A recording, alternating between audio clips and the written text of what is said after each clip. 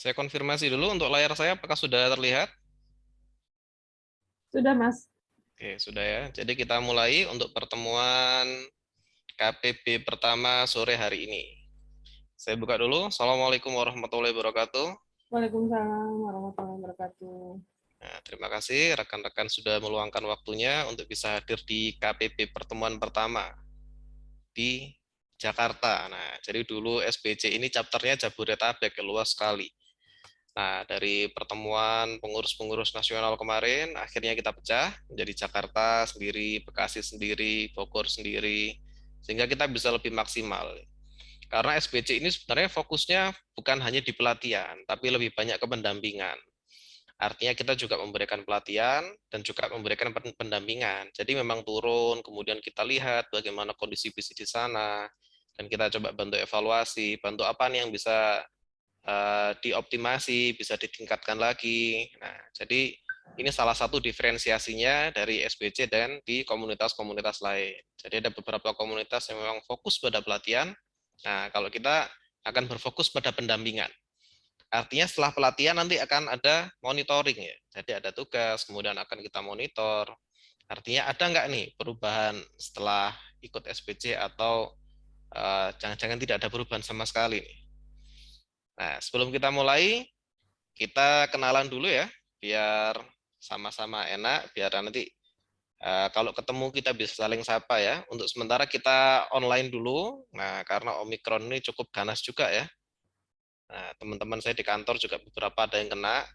Nah, ini termasuk GM saya di MyCommerce kena COVID juga baru beberapa hari yang lalu ini. Jadi untuk sementara di Jakarta kita akan online dulu. Oke, saya mulai dari saya dulu kenalan ya. Nah, jadi nama saya baru Denis Suwibowo, panggilannya saya Yusuf.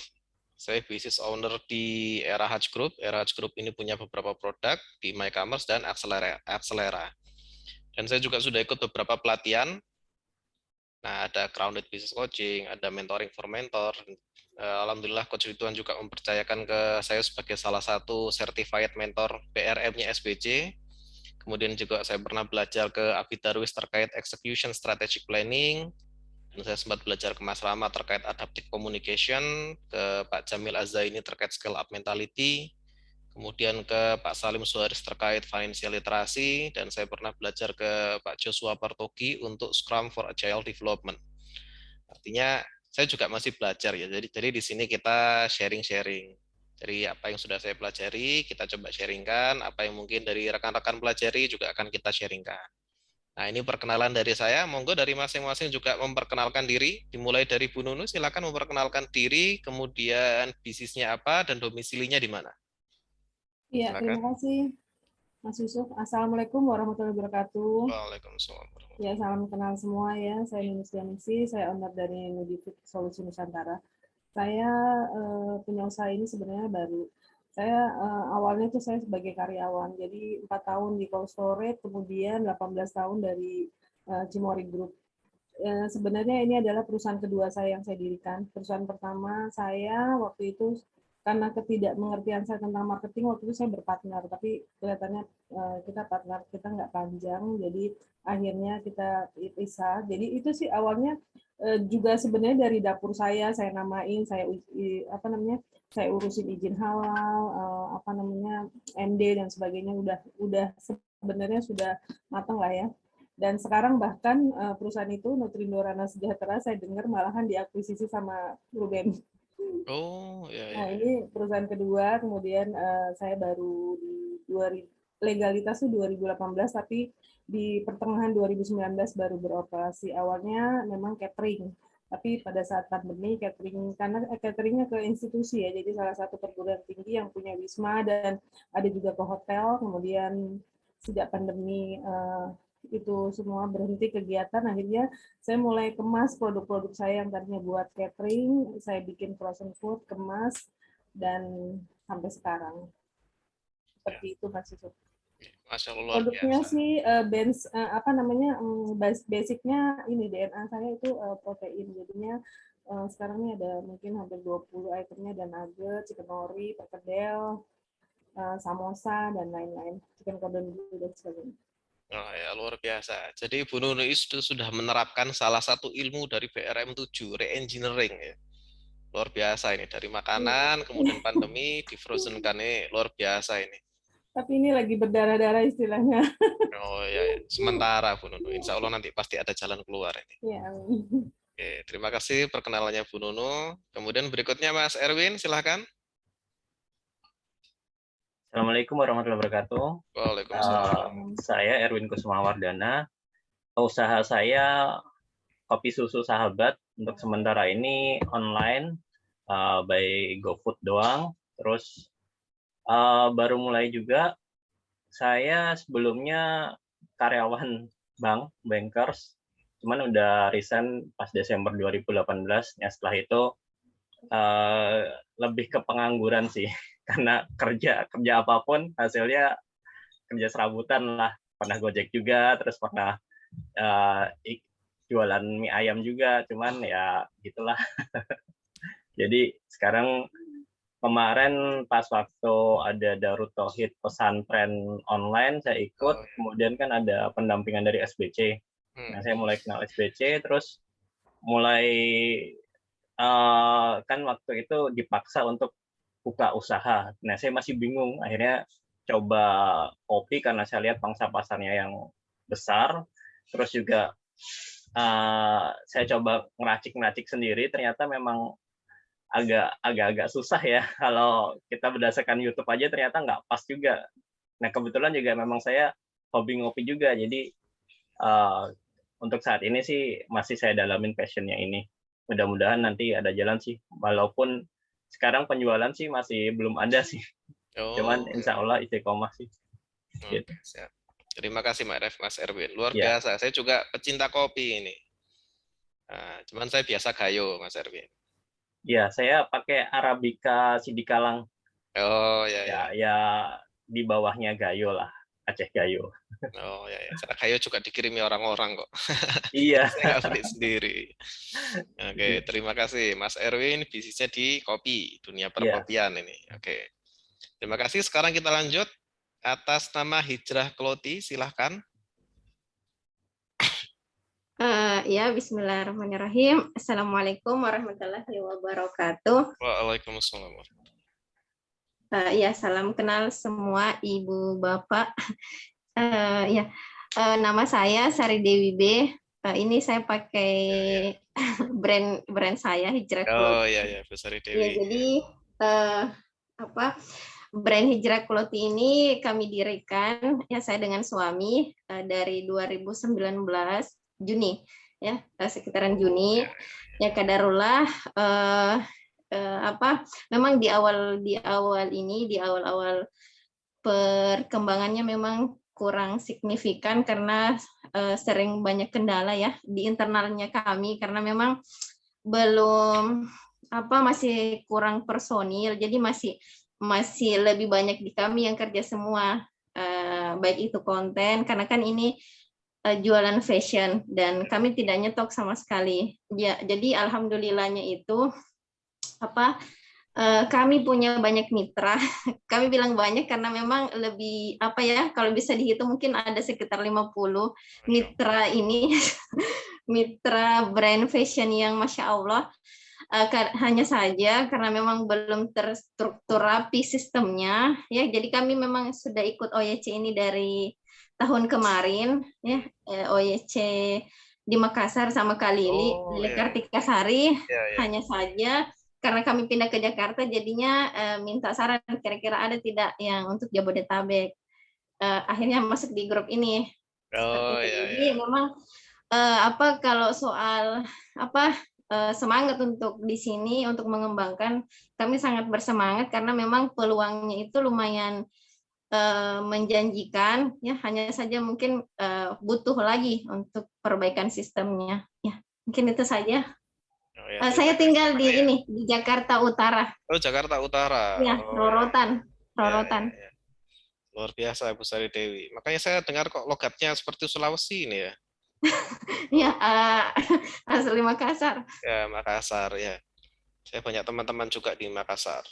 Sudah pernah ini Bu Sari Dewi studi banding ke RJA? RJA. Iya. Kalau studi banding sebenarnya tidak pernah ya, cuman Ah. waktu kuliah sering ke sana ini jajan di sana. Oh Kalau ya. studi banding kayaknya tidak pernah Nah, untuk mengkhususkan. lumayan bagus juga RJ itu manajemennya. Ya, oke, terima kasih Bu Sari Dewi. Berikutnya lanjut ke Mas Nafi, silakan.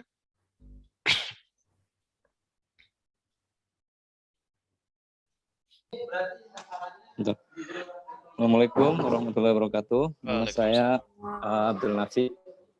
Sementara ini saya belum ada usaha. Insya Allah rencananya mau buka usaha jasa konten iklan. Oke, di marketing ya, advertising. Iya. Oke, Masya Allah luar biasa. Bikin video-video ucapan, bikin video-video konten dan gambar-gambar itu. Oke, luar biasa. Mas Nafi di Tangerang Timur ya, insya Allah bisnisnya nanti di bidang advertising. Oke, terima kasih Mas Nafi. Sekarang kita lanjut ke Pak Ibad, silakan.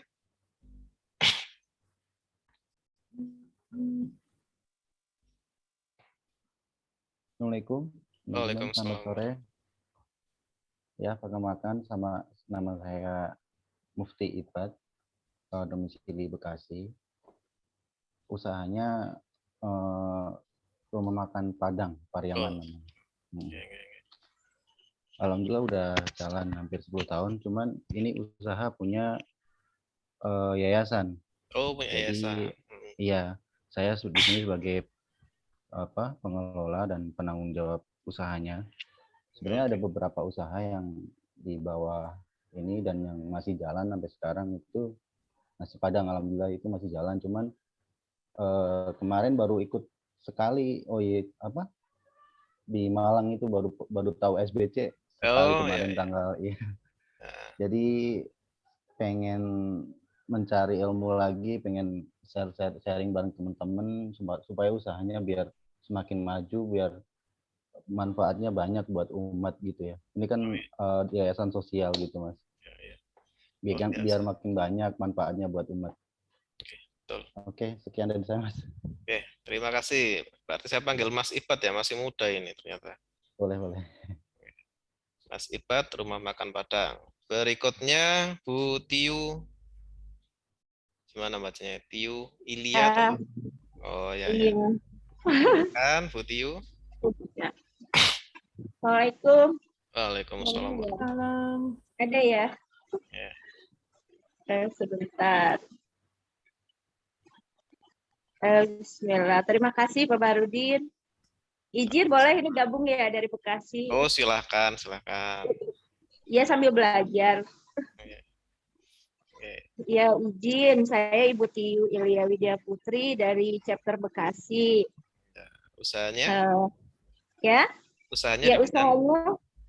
Usahanya sebetulnya saya sedang belajar. Memang saya udah nggak muda lagi, udah senior ceritanya kalau usia. Saya udah hampir 50 tahun Pak Barudin. Oh ya, jelang 50 tahun.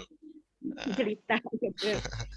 Awalnya saya memang punya berbekal warung kelontong. Akhirnya di chapter Jabodetabek waktu itu ada KPB. Jadi saya memang baru usia segini baru melek ibaratnya tuh saya harus punya usaha karena katanya 9 pintu rezeki ya dari sana.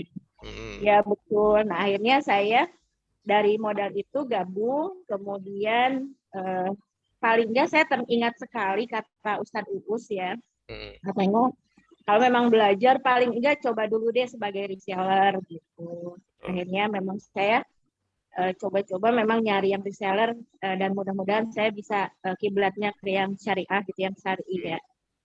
Memang saya di HNI mungkin sudah masuk di HNI dan kebetulan kalau sekarang memang kalau usaha secara itu ya tadi warung kelontong tadi, tapi kalau usaha kecil-kecil karena putri saya kebetulan tiga itu sekarang sudah pada dewasa, jadi saya kebetulan semangat mencari ilmunya, tapi saya memang mau ngajak anak-anak gitu supaya semangat dari muda tuh udah semangat untuk berusaha. Seperti itu sih Pak Barudin. Oh ya, luar biasa. Artinya usia tidak menghalangi kita untuk belajar terus ini Bu Tiu. Iya. Luar biasa. Okay. seperti sekarang, insya Allah saya juga makanya mohon bantuan barangkali besok minggu depan chapter Bekasi mengadakan launching ya, mungkin dengan Ustadz Sabar, dan alhamdulillah Ustadz Baharudin sudah bisa berkenan untuk mengisi. Mohon bantuannya, insya Allah saya ada di chapter Bekasi sama Ustadz Sabar.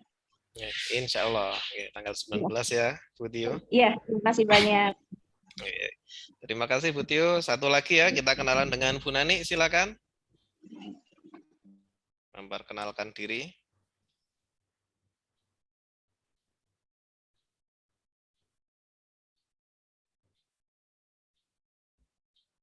Bu Nani layarnya nge-freeze ya, sepertinya koneksinya kurang stabil.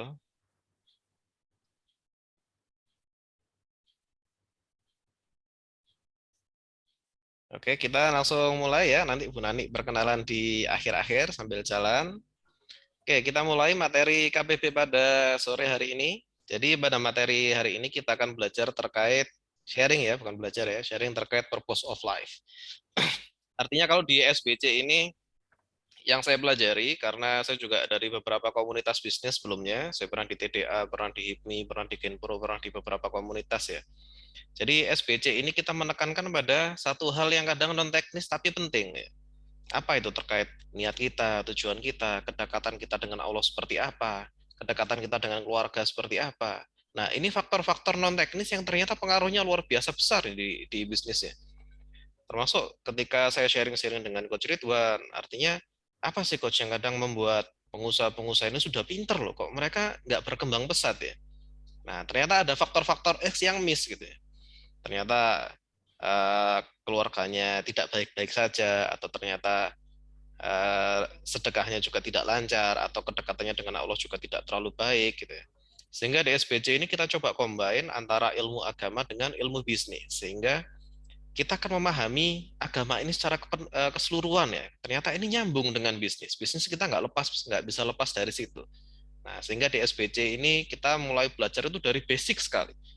Bisnis itu kadang bukan tentang cara kita melakukan ya, tapi kadang tergantung niat kita apa. Jalannya ada di situ kadang.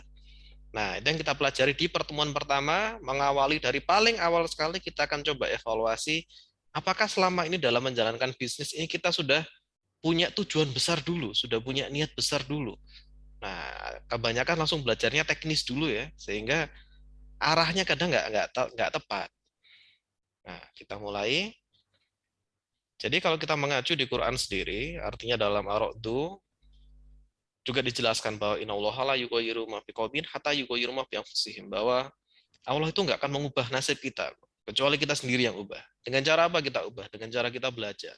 Seperti pada sore hari ini ya, kita sharing, kita belajar hal-hal baru, kita mengenal orang-orang baru. Nah, disinilah salah satu cara Allah mengubah kita. Dengan cara kita mengubah diri kita dulu, baru Allah akan kasih hasilnya. Dan juga, sebentar, ada yang join lagi. Dan kemudian juga, ini selalu dijelaskan oleh Coach Ridwan ya. Artinya, rezeki, kesuksesan, atau apapun lah, itu semua tergantung dari kapasitas kita. Dalam Al-Baqarah juga dijelaskan la yukallifullahu nafsan illa wus'aha. Jadi Allah itu tidak membebani kita, tidak memberikan beban pada kita, melainkan sesuai dengan kapasitas kita. Kalau kita pikir-pikir, rezeki ini sebenarnya bisa jadi beban atau enggak, rekan-rekan? Duit ini kira-kira bisa jadi beban ya? Bisa jadi beban, bisa jadi peluang. Nah, artinya rezeki ini sebenarnya juga sesuai dengan kapasitas kita.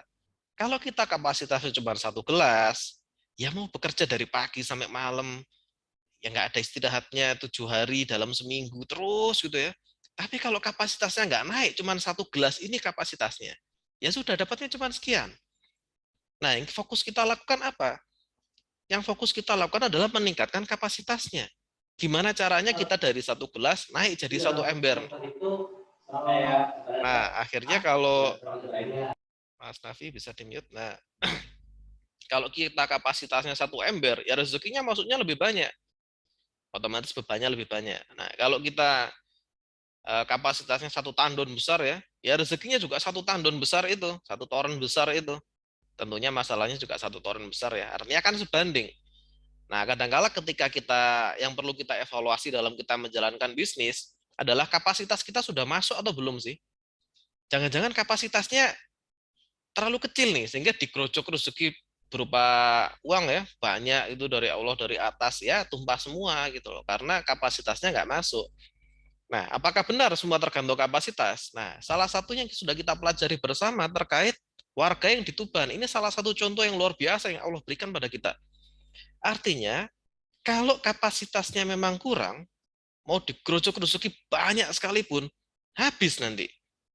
Artinya, anggaplah kapasitasnya ini 1 gelas ya. Kemudian disiram nih, 1 timba banyak ini. Yang masuk juga cuma 1 gelas. Lainnya bakal hilang kemana-mana nanti. Ini salah satu contoh bahwa di Tuban itu ada warga suatu desa yang tanahnya dibeli sama Pertamina 210 triliun, dibagi-bagi, ada yang dapat 15 miliar, ada yang dapat 5 miliar, ada yang dapat berapa miliar gitu ya. Paling sedikit itu 500 juta saya ingat saya kemarin. Tapi ketika mereka dapat uang itu, nggak diimbangi dengan kapasitas yang baik, artinya kemampuan literasi keuangannya rendah, kemudian literasi bisnisnya juga nggak tinggi, artinya nggak ngerti ya duit ini mau diapakan gitu. Ya habis gitu. Ketika habis ngapain? Akhirnya demo lagi ke Pertamina. Kan dulu tanah saya dibeli, sekarang kasih saya pekerjaan dong. Padahal sudah dikasih duit banyak ya. Artinya ada juga yang dapat duit itu 15 miliar, sekarang tinggal 50 juta. 50 juta itu kecil dari 15 miliar perbandingannya ya. Artinya kalau kapasitasnya belum masuk, dikasih duit gede sekali, ya habis. Akan keluar, nggak bersisa. Nah, seperti itulah kalau kita kapasitasnya nggak ditingkatkan dulu, duit itu beredar luar biasa loh di luar sana. Artinya kadang saya melihat banyak fenomena-fenomena yang kadang nggak ketangkep ya. Kebutuhan itu nggak berhenti loh. Contoh ya, banyak dari kita menyalahkan kondisi pandemi. Artinya, wah pandemi ini bikin kita lesu, bikin kita pusing, dan lain sebagainya. Padahal secara data, duit itu tetap berputar dalam pandemi. Duit tidak berkurang, hanya saja beda tempat. Kalau sebelum pandemi ada duit yang berputar di sektor pariwisata, di pandemi duitnya berpindah, nggak berputar di sektor itu. Bahkan coba dibuka datanya. Apple mencatat rekor tertinggi penjualan sepanjang sejarah untuk iPhone. Itu di iPhone 12. Dan iPhone 12 itu launching ketika pandemi. Jadi iPhone 12 ini mencatatkan rekor penjualan tertinggi sepanjang sejarahnya iPhone. Justru di pandemi. Nah, artinya apa? Pandemi ini duit itu nggak mati, duit tetap berputar. Hanya saja mungkin nggak mampir ke kita. Nah, kadang kan seperti itu. Kenapa nggak mampir ke kita? Karena mungkin bidang kita bukan bidang yang diampiri oleh si duit itu. Nah, berarti apa? Tinggal kapasitasnya kita dinaikkan. Sehingga kita bisa tahu lah, oh ini sektor di mana duit-duit itu mampir. Oh, duit itu tidak sementara ini nggak mampir dulu di sini. Jadi uang itu beredar dengan sangat deras sekali di luar sana. Cuman kadang kapasitas kita nggak bisa nangkap. Kadang kapasitas kita terlalu kecil, sehingga yang masuk juga kecil. Atau kadang kapasitasnya besar tapi bocor embernya ya, karena ilmunya juga belum siap. Sehingga masuknya cepat, keluarnya juga cepat. Nah, ini yang disayangkan ya. Artinya sukses itu tergantung kapasitas kita. Nah, sekarang bagaimana cara kita menaikkan kapasitas? Nah, ini seperti yang selalu dijelaskan Coach Ridwan. Artinya, kalau kita ibaratkan seperti balok. Nah, tahu balok ya masing-masing ya. Balok itu kan rumusnya panjang kali lebar kali tinggi. Artinya kalau baloknya itu pendek ya, nggak tinggi gitu ya. Mau dikalikan berapapun, mau selebar apapun, sepanjang apapun ya kapasitasnya sedikit. Karena nggak tinggi.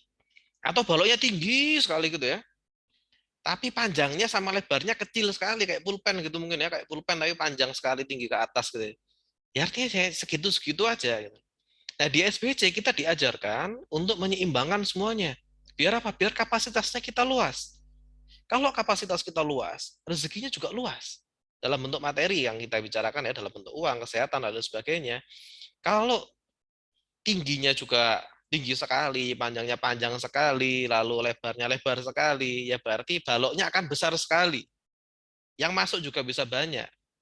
Nah, bagaimana cara kita meninggikan, ya meninggikan tinggi itu apa sih kalau dalam SBC, dalam filosofinya Coach Ridwan ya, tinggi itu adalah hubungan kita dengan Allah, artinya hablum minallahnya, spiritualnya.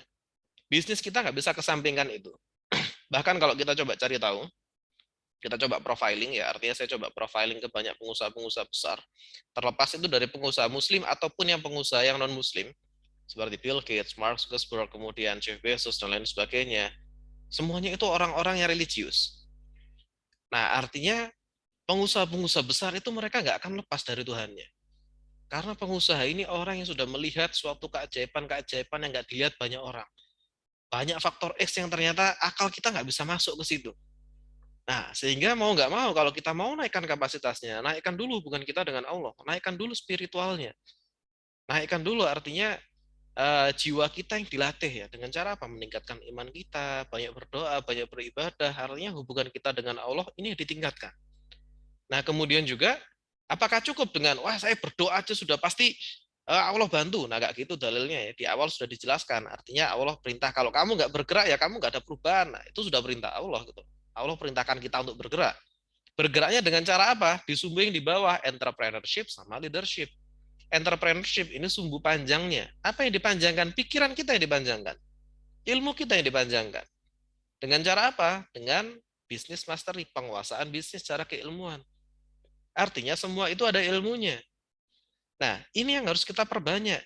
Semakin banyak ilmu yang kita punya, berarti kan semakin panjang nih baloknya. Semakin banyak juga rezeki yang bisa masuk di situ. Tapi kalau ilmunya sedikit, ya sulit juga gitu ya. Artinya bagaimana kita menguasai bisnis mastery? Ya kuasailah ilmunya bisnis. Ada ilmunya, ada strateginya, dan kita dituntut untuk bisa kerja cerdas. Satu lagi yaitu leadership-nya. Leadership ini raganya, yaitu execution mastery. Artinya sebanyak apapun ilmunya, bisa nggak jalan kalau tidak dieksekusi? Ya tidak mungkin bisa. Jadi kita ngerti konsep bisnis bla bla bla semua, kita ngerti konsep investasi, kita ngerti konsep macam-macam, tapi nggak mau jalan, ya nggak ada gunanya juga gitu ya. Artinya misal kita doanya luar biasa, belajarnya luar biasa, tapi nggak ngapa-ngapain, ya nggak ada apa-apanya juga.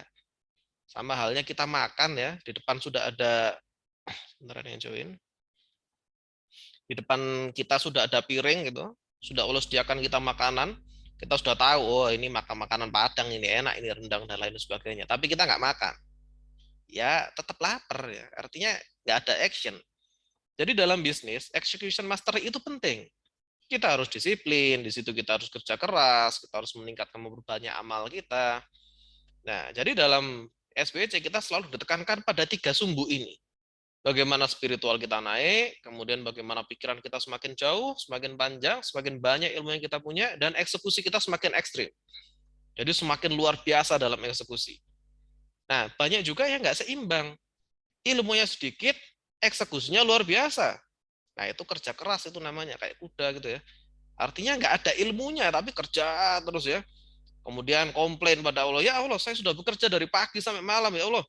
Kenapa kok rezeki saya sekian aja? Ya nggak ada ilmunya. Ya gimana mau kerja keras kalau nggak ada ilmunya, ya nggak dapat apa-apa gitu ya. Atau ada juga namanya ahlul workshop ya. Ada workshop ini ikut, semua diikuti.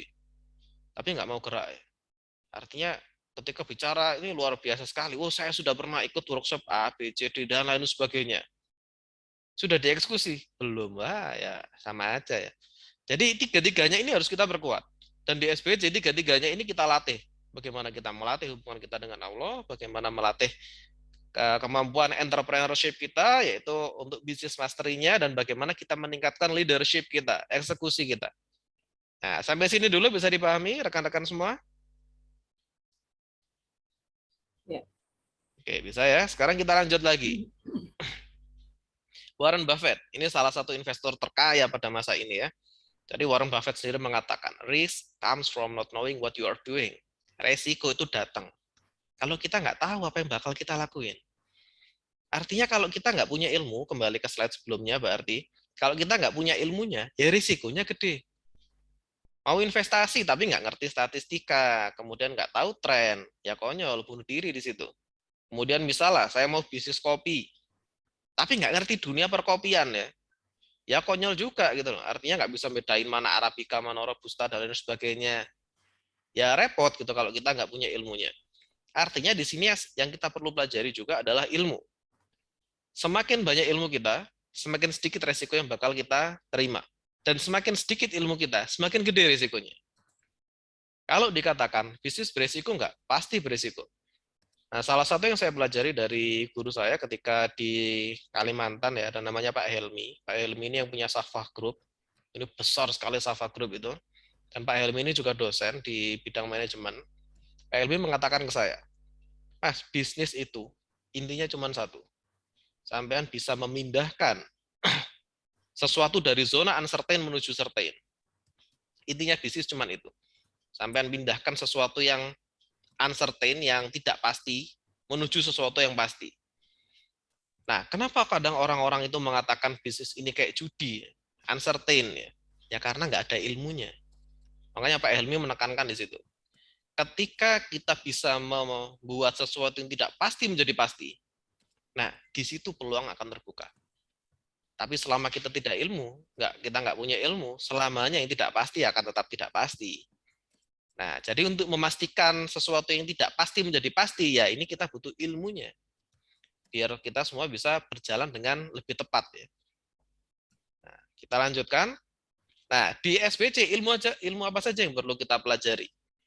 Nah, seringkali ketika kita ikut pelatihan yang parsial, artinya ada kelas di sini ikut, kelas di situ ikut, gitu ya. Kita jadi terima ilmunya parsial. Nah, di SBC ini kita akan kuasai semua bidangnya. Jadi minimal itu ada 5 pilar dalam bisnis. Di kelas lain di Genpro, Abitarus ada 9 pilar. Nah, yang saya pakai 5 aja biar nggak terlalu banyak ya.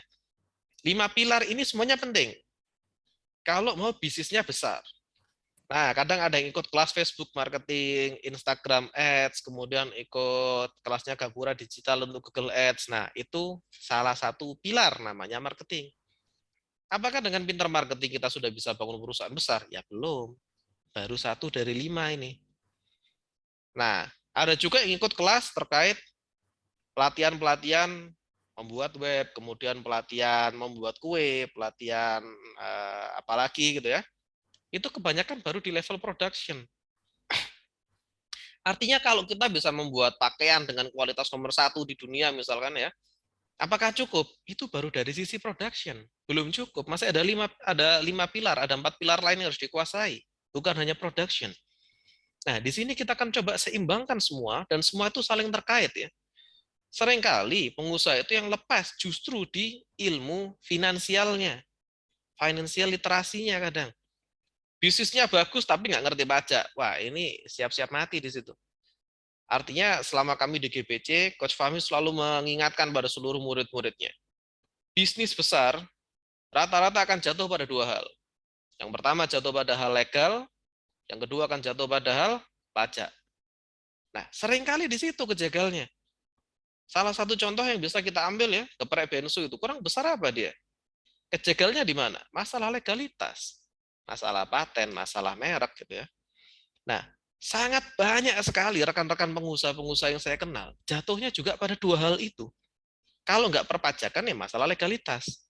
Bisnisnya sudah jalan, bisnis misalkan di bagian makanan ya, dia bisnisnya makanan, entah itu frozen food, entah itu makanan-makanan kayak roti seperti itu, atau makanan yang dikirim-kirim ya, tapi ternyata nggak punya izin PIRT, nggak punya izin edar, kejegal juga. Salah satu rekanan saya juga, orangnya Pertamina, itu pengusaha besar di bidang madu, dia importir madu Yaman, luar biasa besar. Nah, di Condet juga sini, dekat-dekat sini, rekanan saya. Jadi begitu madunya ini lancar sekali penjualannya, itu luar biasa perputaran duitnya, ratusan juta itu per minggunya perputaran duitnya. Tapi dia jadi dia itu beli madu yang 1 drum gitu ya, besar gitu ya. Kemudian sama dia dipecah menjadi beberapa botol kecil-kecil. Dikasih label, dijual di Tokopedia, di Shopee gitu ya. Nah, begitu sudah besar, didatangi sama aparat, didatangi sama pengurus RT atau apa gitu, lupa saya. Nah, karena apa? Tidak punya izin edar. Artinya Bapak punya izin untuk impor, betul. Tapi Bapak tidak punya izin edar. Artinya saya nggak bisa memastikan nih, madunya ini benar-benar sehat atau tidak. Artinya apa? Kalau madu ini dikonsumsi orang terus kemudian orangnya naudzubillah mati gitu ya. Siapa yang mau tanggung jawab? Nah, artinya si pembeli, si penjual ini kan harus memastikan bahwa barangnya memang baik, sehat, bersih, halal, higienis. Nah, sementara itu semua hanya klaim sepihak, hanya klaimnya dia. Loh, madu, mana ada madu ada racunnya, nggak mungkin saya jual kan. Tapi kan itu klaim. Nggak ada yang memastikan, artinya nggak ada izinnya. Dari bisnis sebesar itu, kena denda berapa? 300 juta. Stop langsung bisnisnya saat itu. Artinya dia hanya punya 2 pilihan. Bapak bayar denda 300 atau Bapak nginep dulu di penjara. Wah, ya kan repot juga di situ. Sudah gede bisnisnya. Artinya bisa muter duit 200 juta dalam 1 minggu itu bisa. Tapi kena denda 300 juta hanya karena nggak punya izin yang kuat. Nah, artinya bisnis itu nggak sebatas kita bisa jualan, tapi kita berjualan dengan cara yang baik, dengan cara yang tepat. Karena kita di Indonesia, kita ikut aturan di Indonesia. Nah, berarti ilmu-ilmu ini harus kita pelajari. Bagaimana produksinya bagus, bagaimana operationnya bagus, human capital terkait SDM bagaimana bisa bagus, bagaimana marketingnya bagus, dan bagaimana financial literasi kita juga bisa bagus. Nah, finance ini yang agak berat. Itu terus Suaranya ada yang masuk. nangis kayak gitu, maksudnya emang suka. Artinya di SBC ini yang kita akan pelajari selama 14 pertemuan ke depan ya. Jadi KPB ada 14 pertemuan dan kita akan coba belajar, kita kupas satu-satu. Apa sih per masing-masing ini? Nah, sampai sini dulu bisa dipahami? Iya, Kak, lanjut. Oke, kita lanjutkan. Nah, kita mulai masuk ke materi utama kita, yaitu purpose of life. Nah, di materi pertama ini kita lebih banyak mengenal, kita lebih banyak kenalan ya. Jadi belum ada materi berat di pertemuan pertama. Pertemuan yang mulai agak berat itu nanti di pertemuan kedua dan seterusnya. Jadi pertama ini kita baru di fase mengevaluasi bisnis kita dulu dari tujuan kita dulu selaku ownernya. Jadi dalam purpose of life, kita mengenal ada istilah BHAG. BHAG ini kalau yang ikut GPC apal ini ya. Jadi Big Hairy Audacious Goal. Ini teori yang dikemukakan Jim Collins sama Jerry Porras. BHAG ini tujuan besar kita dalam bisnis itu apa sih? Dalam istilah lain mungkin kita mengenal ada namanya Big Why. Artinya kenapa sih Anda ini menjalankan bisnis? Kenapa sih kita ini membangun perusahaan? Ada 2 contoh yang saya ambil di sini. Elon Musk sama satunya sebelah kanan siapa? Jack Ma. Nah, 2 orang ini pernah berada dalam satu podium dan mereka berdiskusi sampai terlibat dalam suatu perdebatan. Jack Ma mengatakan pada Elon Musk, "Hey Elon Musk, kamu itu ngapain bangun peradaban di Mars itu ya? Ngapain jauh-jauh ke Mars? Di dunia ini, di bumi masih banyak orang miskin yang butuh bantuan. Ngapain harus jauh-jauh ke Mars? Membangun suatu kolonialisasi sendiri di sana." Itu kata Jack Ma. Elon Musk balas apa? Tuh, di bumi itu sudah ada Anda. Sudah ada Bill Gates yang bantu banyak orang. Sekarang bayangkan, kalau misalkan suatu saat di bumi dihantam oleh meteor yang sangat keras, kemudian terjadi suatu kelangkaan sehingga mungkin tanaman-tanaman akan kena wabah, kemudian nggak bisa kita nanam apapun, nggak bisa tumbuh gitu ya, sehingga bumi ini menjadi tempat yang sudah tidak layak lagi untuk ditinggali. Maka kita mau apa? Manusia harus terus berlanjut, peradaban harus terus berjalan. Nah, ketika bumi sudah tidak layak, maka kita harus punya opsi, kita harus punya pilihan. Bagaimana caranya manusia tetap bisa berlanjut kehidupannya, walaupun tidak di bumi. Nah, itu tugas saya. Itu fokus saya. Nah, artinya 2 orang ini sama-sama punya tujuan-tujuan yang besar. Tujuan yang dalam tanda kutip itu tujuan yang gila gitu ya. Tapi orang-orang gila seperti ini yang membuat dunia ini menjadi lebih baik.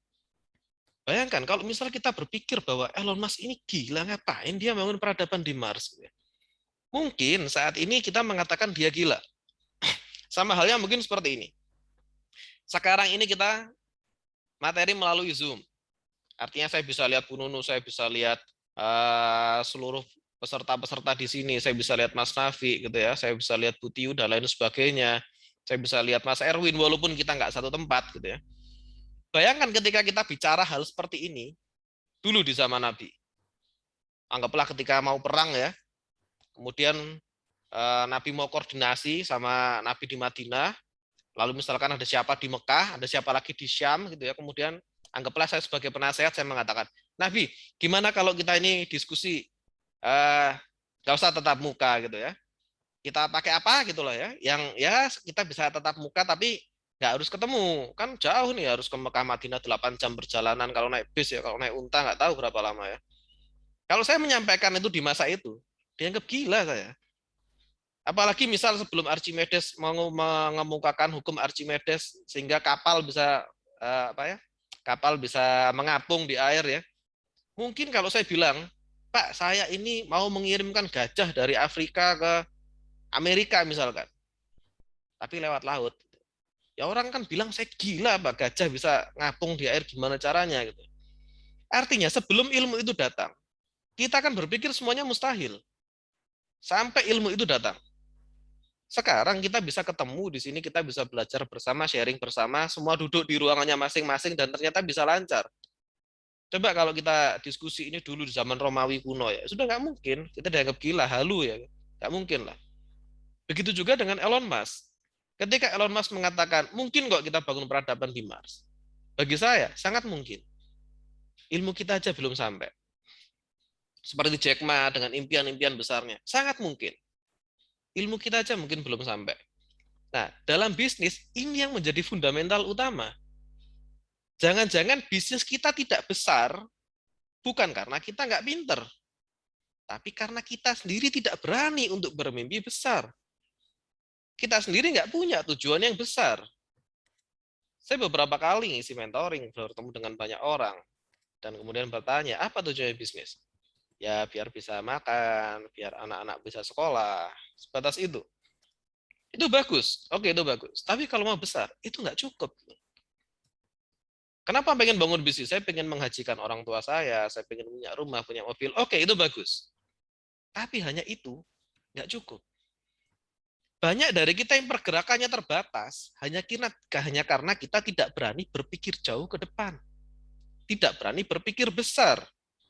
Apalagi dari awal mungkin mengatakan, Mas, saya ini bukan anak orang kaya gitu ya, sehingga ya saya ini juga nggak sekolah, saya cuma lulusan SD atau SMP gitu ya. Sehingga nggak berani bermimpi besar.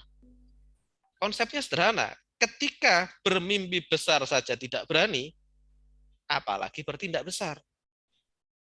Nah, ini yang perlu kita evaluasi. Jangan-jangan kita ini terlalu takut. Kita nggak punya tujuan yang jelas gitu ya. Misal ditanya, 5 tahun ke depan mau jadi apa sih? Nah, masih mikir dulu, kayaknya saya mau ini deh, saya mau itu deh. Kalau tujuannya aja nggak jelas, gimana bisa dijalankan dengan jelas? Nah, itu yang akan kita evaluasi pada sore hari ini. Kita mulai dulu dari basicnya. Jangan-jangan kita startingnya sudah nggak pas. Kenapa mau bisnis? Ya, ada lagi yang seperti ini ya. Jadi di zaman dulu, bukan zaman dulu ya, zaman saya kuliah ya, beberapa tahun yang lalu, ketika zaman hype-nya gerakan 1000 startup digital. Gerakannya Alamanda Santika. Saya ketua tim riset di ITS saat itu. Saya mengatakan, omong kosong. Nggak mungkin bisa gerakan 1000 startup digital ini jalan. Pasti mati. Saya termasuk penentang waktu itu. Karena saya bilang, startup itu nggak mudah. Butuh konsep yang kuat. Butuh ide yang kuat. Butuh eksekutor yang kuat. Kalau modalnya cuma ikut-ikut, pasti mati. Saya sebagai posisi ketua tim riset, saya mengatakan itu ke depan mahasiswa-mahasiswa. Saya bilang, kalau Anda ikut gerakan 1000 startup digital hanya karena Anda pengen disebut CEO, mending mundur. Anda nggak akan pernah jadi. Karena kalau kita cuma pengen, wah saya kan asik jadi pengusaha. Kalau pengusaha cuma jadi label, percuma, nggak ada duitnya di situ. Terjunlah menjadi pengusaha karena Anda punya visi besar. Anda punya impian besar, Anda punya tujuan besar. Kalau cuma mau ikut-ikutan, percuma, nggak akan jadi apa-apa. Akhirnya apa? Gerakan 1000 startup digital dievaluasi, itu saya tulis di tahun 2014. Saya bikin posting itu di Facebook dan lumayan rame. 2016, Nadiem Makarim mengevaluasi gerakan 1000 startup digital. Hasilnya apa? 90% mati. Sama seperti apa yang saya sampaikan di awal. Karena apa? Orang cuma ngincar hype-nya. Oh kan keren startup digital dan lain-lain. Konyol, tidak seperti itu bisnis berjalan. Nah, ini yang kita evaluasi. Jangan-jangan kita ini cuma kena ombak. Kita melihat, waduh teman kita bisnis kopi bisa besar. Saya bisnis kopi juga Kita cuma kena ombak kadang. Wah ini bisnis Mas Ibad misalkan masakan Padang. Bisa beli rumah. Saya jual masakan Padang juga Nah, ini yang perlu kita evaluasi. Itu yang kita pelajari hari ini ya. Purpose of life. Tujuan kita apa sih sebenarnya? Nah, terkait BHAG, jadi BHAG itu bacanya BHAG ya. Ini ada dalam buku Build to Last Successful Habits of Visionary Companies. Jadi bukunya Jim Collins tadi. Jadi tujuan kita dalam bisnis itu harus punya 5 ini. Artinya memenuhi 5 kondisi ini. Yang pertama tujuan kita harus jelas. punya daya dorong untuk kita melakukan action. Artinya kalau tujuannya kecil, tujuannya bisnis pengen apa? Pokoknya besok makan. Ya sudah, actionnya nggak akan segila itu. Jadi harus jelas, daya dorongnya harus kuat. Bayangkan mobil kalau didorong sama 1 orang, sama didorong sama 10 orang, pasti beda pergerakannya. Sama halnya dengan bisnis kita. Kalau daya dorongnya kecil, artinya kenapa bisnis? Ya biar bisa bebas waktunya. Ya sudah, nggak akan jadi gede. Artinya BHAG ini adalah konsep yang dimiliki oleh seluruh perusahaan besar di dunia ini. Dan konsep kedua, harus mendesak, beresiko, dan meyakinkan orang lain untuk mau terlibat. Nah, salah satu yang saya pelajari dari bukunya John Maxwell, artinya tujuan sesuatu itu dikatakan besar ketika apa? Ketika bisa dicapai bersama. Ketika impian saya menjadi impian kita. Bisnis yang besar bisa meyakinkan orang lain untuk mau ikut terlibat. Tujuan besar itu bisa membuat orang lain mau ikut bantu Anda di situ. Artinya kalau misal tujuannya apa? Ini saya tidak mendiskreditkan suatu tujuan, impian, atau hal apapun yang baik ya. Menghajikan orang tua itu baik.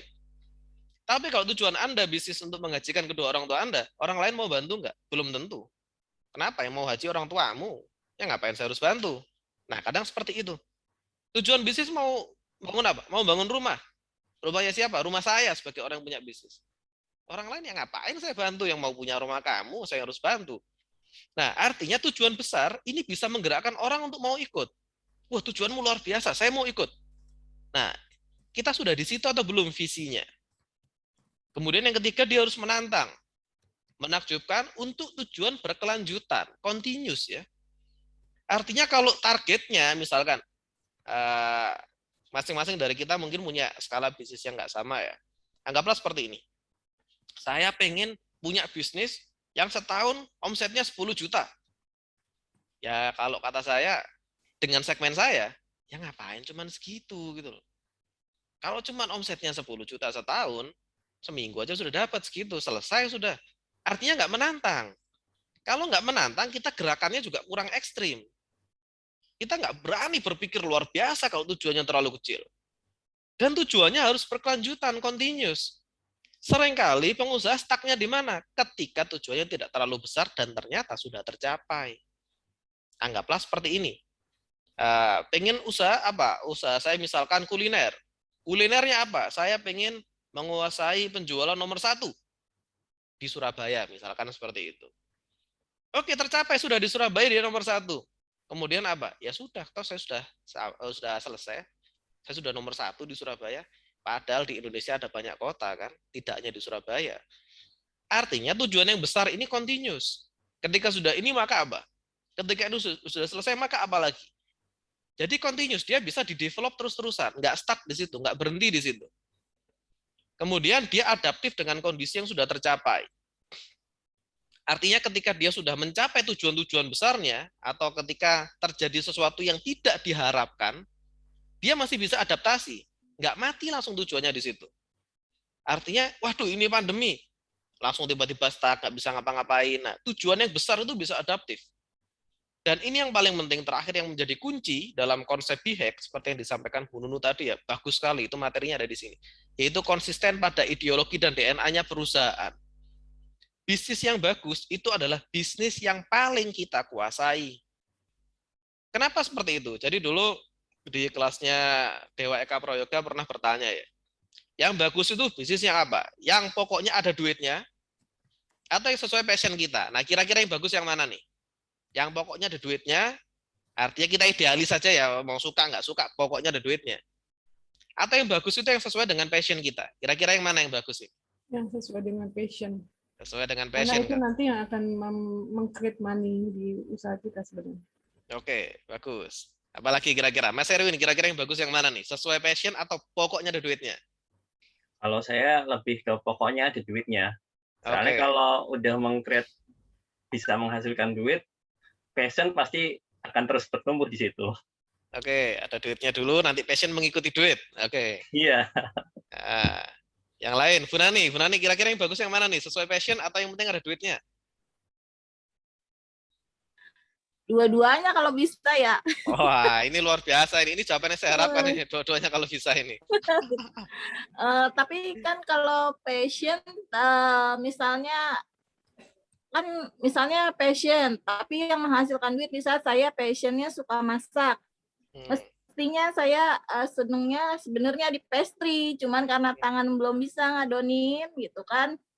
Tapi saya juga meninjau dulu market butuhnya apa. Jadi nggak saya mentang-mentang saya bisa masak, passionnya dimasak, terus jual apa gitu. Terus ibaratnya nyungsep kan, ya kan percuma gitu. Jadi passion boleh, tapi juga dilihat dulu marketnya butuhnya apa gitu. Seperti itu sih kalau menurut saya, dan saya juga minimal suka dengan makanan itu. Kan juga bisnis nggak selalu naik ya, ada kala sepi. Nah itu kan kita makan sendiri gitu. Artinya kita juga happy-happy aja gitu. Kalau misalnya itu nggak habis, toh kita bisa makan, kita bisa bagi-bagi ke tetangga, seperti itu sih. Oke, luar biasa. Artinya dua-duanya itu betul ya. Kalau menurut Dewa Eka Prayoga ya. Dan dua-duanya punya konsekuensi. Bisnis yang paling bagus itu adalah yang konsekuensinya mau kita tanggung. Nah, artinya kalau kita bisnis sesuai dengan passion, ya harus mau kalau suatu saat ternyata tidak menghasilkan uang. Ya kan sesuai passion, kan Anda suka. Sesuai passion, tapi nggak ada duitnya. Ya terima konsekuensinya. Atau misalkan, wah yang penting ada duitnya. Masa bodoh dengan passion? Ya harus mau konsekuensinya kalau stres. Atau misalkan duitnya banyak ini, tapi aduh saya itu nggak cocok sebenarnya di bidang ini, tapi duitnya banyak gitu ya. Ya terima konsekuensinya, kan yang penting ada duitnya. Masa bodoh dengan passion kan katanya. Nah, artinya yang bagus itu adalah yang siap kita tanggung konsekuensinya. Tapi kalau kita kembalikan pada Quran hadis, kita kembalikan pada konsep asal ya. Artinya Rasul Shallallahu Alaihi Wasallam pernah bersabda, "Fakulukum mayasarun lima khuliqolah." Artinya segala sesuatu itu akan dimudahkan untuk apa-apa yang memang Anda diciptakan untuk itu. Artinya passion di situ yang Rasul sampaikan. Gampangnya gini, bagi saya, programming, bidang saya IT ya, saya coding ya, dan perusahaan saya 4 bergerak di bidang IT semua. Kadang kalau orang melihat saya kerja, dia, ih gila Yusuf ini. Artinya coding itu seribet itu gitu loh. Programming itu seribet itu. Bagi saya nggak ribet. Kenapa? Allah mungkin ciptakan saya untuk programming, untuk coding, sehingga coding dimudahkan untuk saya, karena saya diciptakan untuk itu.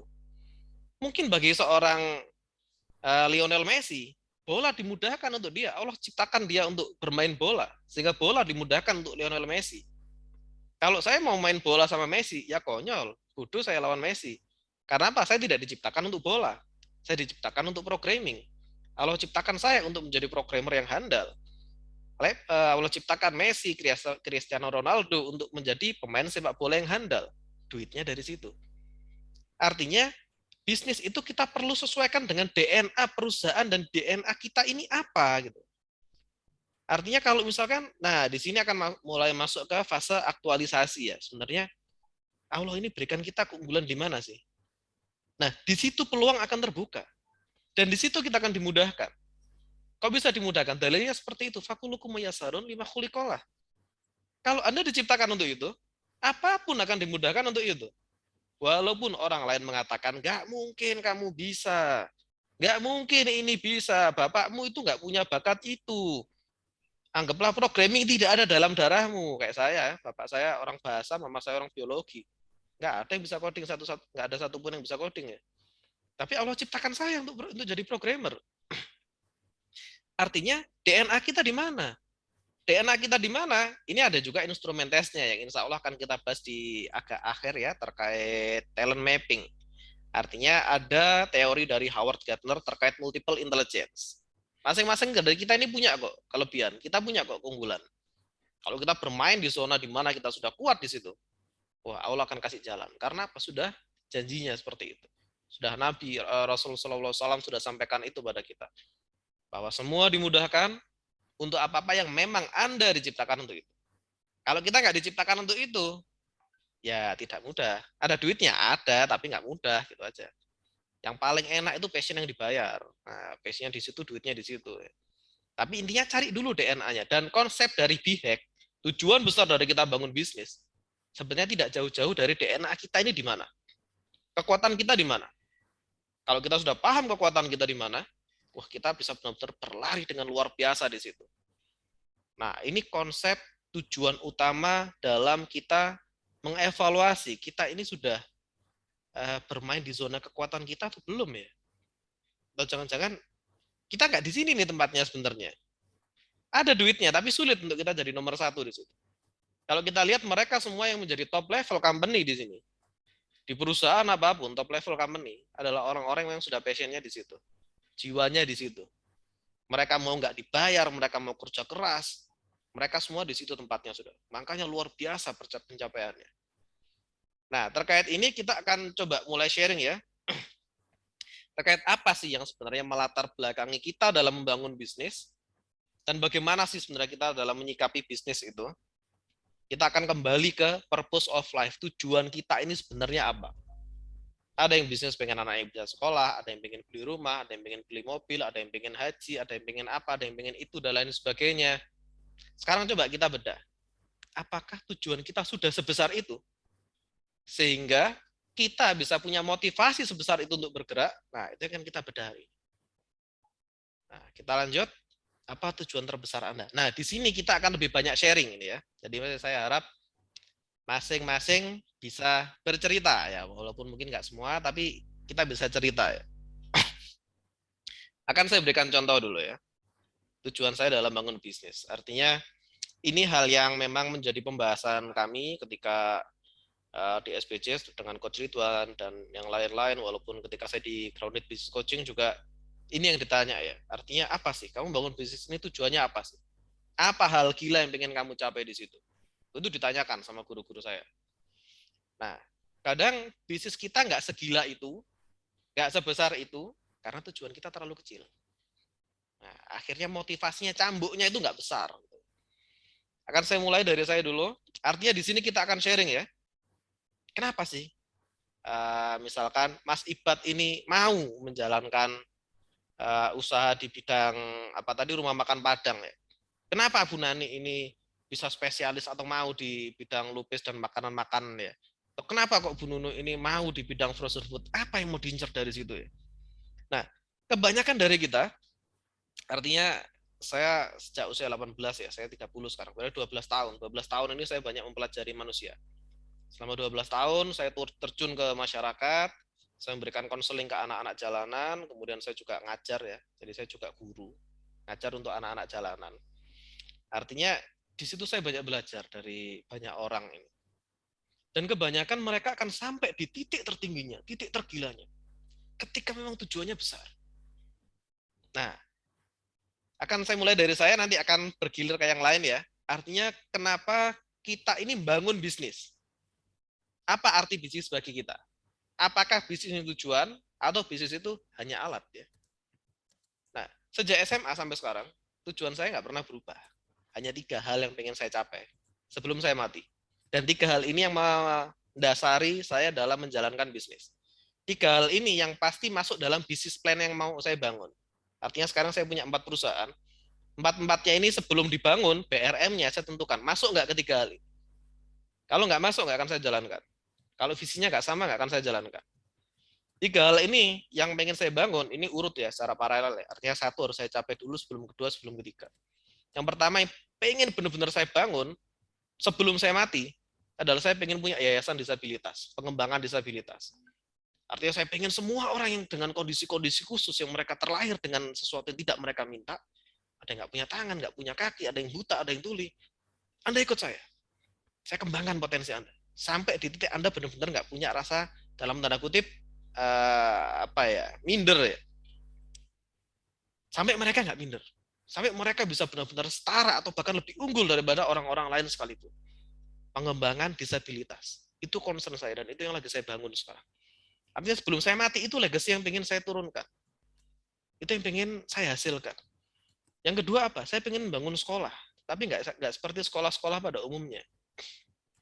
Artinya kalau mungkin rekan-rekan di sini sudah pernah melihat filmnya Three Idiot. Ada yang pernah lihat Three Idiot?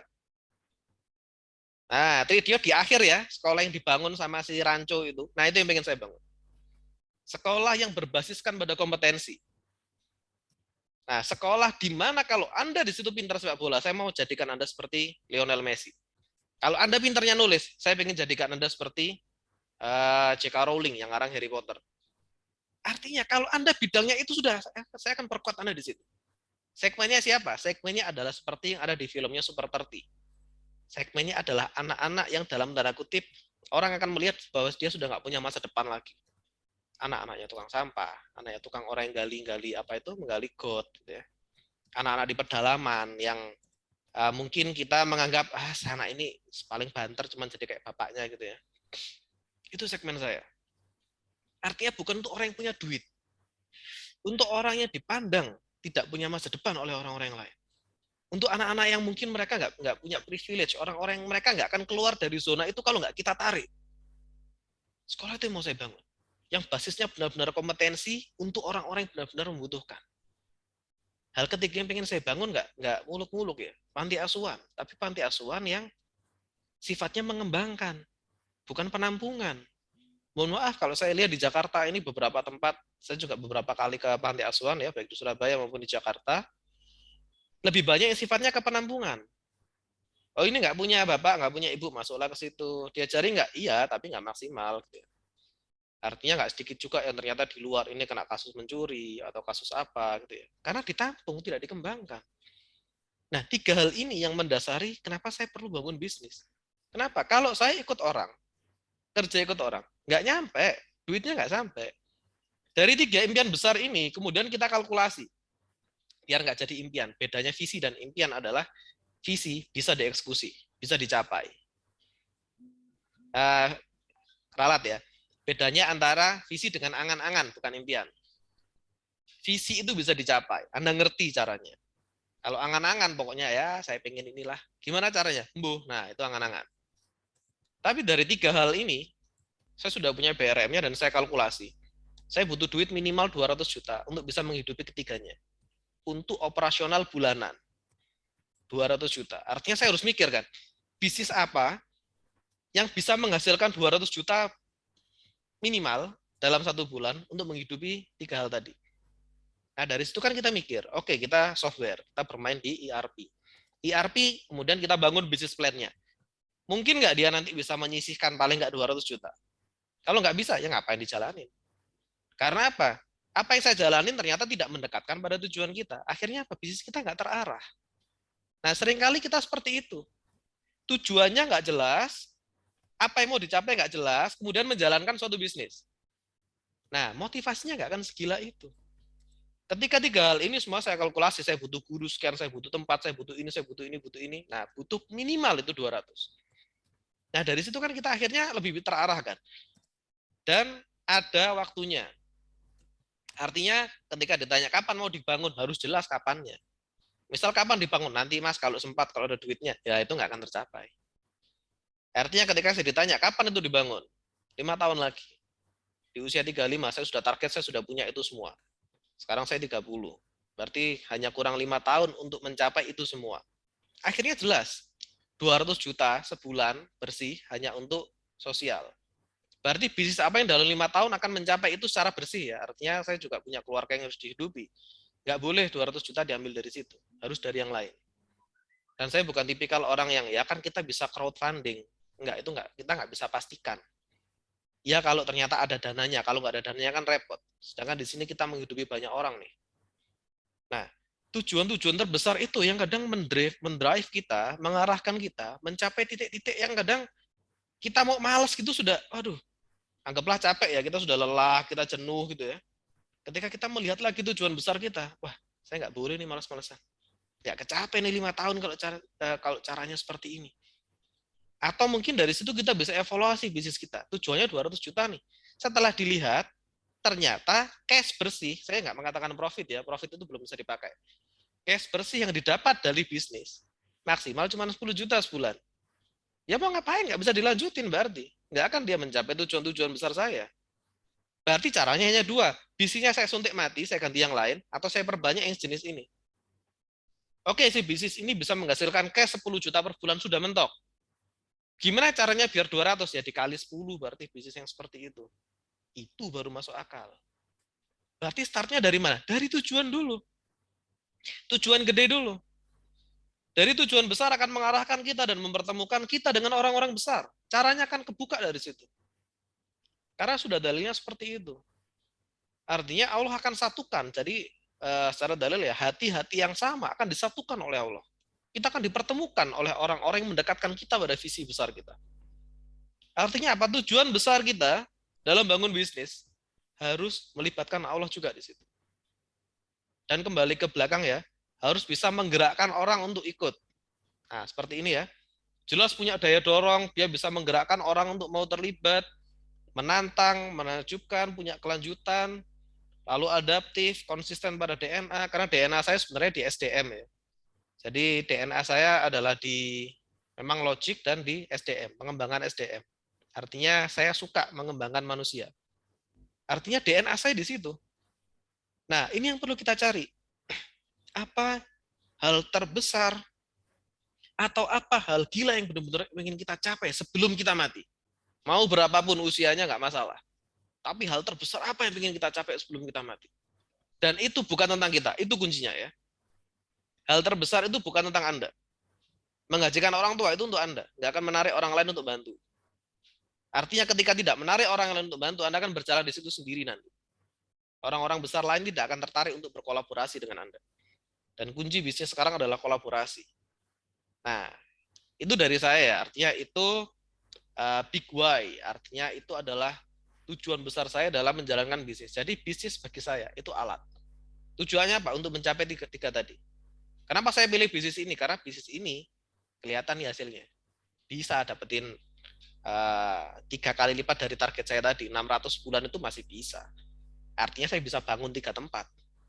Dengan budget 200, atau sekalian saya bangun yang gede. Gitu. Untuk siapa? Untuk umat. Kemaslahatan umat bersama. Nah, itu salah satu goal yang perlu kita miliki.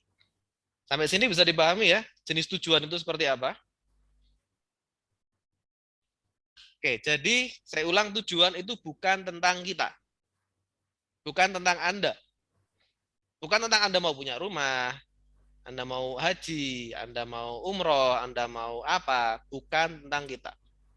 Karena selama itu masih tentang kita, maka itu nggak akan pernah benar-benar besar.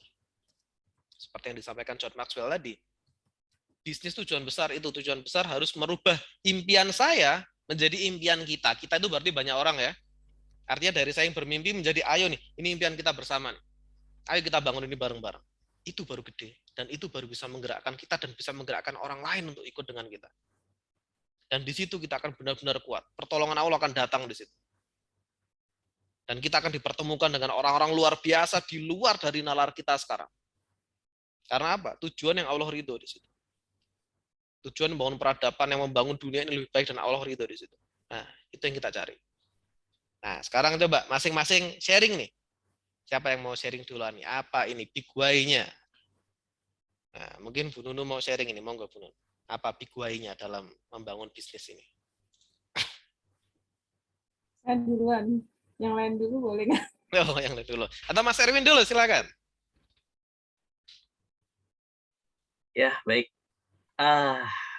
Tujuan hidup saya dulu waktu SMA, saya udah fokus saya mau jadi bankers.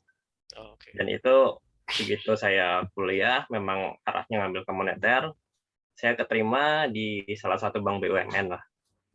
Oke, terus begitu masuk saya punya tujuan lagi. Waktu itu kan ada coaching dari direktur. Saya halo? Ya. Ya, saya bilang saya mau jadi direktur utama. Dan under 30 saya pengen jadi kepala kantor, dan itu umur 29 saya bisa mencapai. Nah, cuman setelah itu tercapai, oh ini layarnya nggak boleh kedengaran nggak? Oh, jelas Mas Erwin. Oh ya, ya umur 29 saya bisa mencapai posisi itu. Ternyata timbul masalah baru, yaitu saya belajar agama dan saya baru tahu bahwa ternyata jalan saya salah. Oke. Itu setelah itu saya udah udah kayak bener-bener my God. Jadi kayak hidup saya udah kayak nggak terarah lagi. Oke, terus akhirnya itu tahun 2013 saya berhasil jadi posisi itulah ya. 2018 saya akhirnya benar-benar menyerah. Oke, saya nggak bisa lanjutin ini. Saya harus taat karena mau bagaimanapun dalilnya saya tidak bisa melawan Allah. Oke, setelah saya keluar, saya nggak tahu mau gimana. Akhirnya saya coba lamar pun nggak ada hasil. Terus saya akhirnya kan Gojek, terus sempat juga jualan mie ayam juga nggak ada hasil juga. Dan akhirnya sampai saya benar-benar sakit hati, kok begini amat hidup saya gitu. Terus akhirnya alhamdulillah ada jalan keluarnya. Waktu itu ada nggak sengaja lihat di Instagram santripreneur dari Darut Tauhid. Dari situ saya mulai menemukan, oh ternyata memang selama ini saya sholat, selama ini saya ibadah itu saya cuma minta dunia dan dunia. Itu mulai ada pencerahan. Oh ternyata tujuan saya memang hanya berfokus kepada diri saya sendiri. Saya tidak mempedulikan orang lain gitu. Yang saya pedulikan cuma saya, keluarga saya, gimana caranya supaya bisa makan itu aja. Terus nah mulai dari situ saya ketemu dengan SBC, saya disuruh bangun misi. Saya setelah selesai kelas 3 bulan itu saya masih bingung. Saya masih bingung mau ngapain. Akhirnya saya coba, saya akan coba membangun wedang. Waktu itu kan minuman kesehatan karena waktu itu kan juga COVID. Jadi saya awalnya sih pengen wedang uwuh. Wedang uwuh saya juga pertama sebagai distributor, nggak ada hasil juga.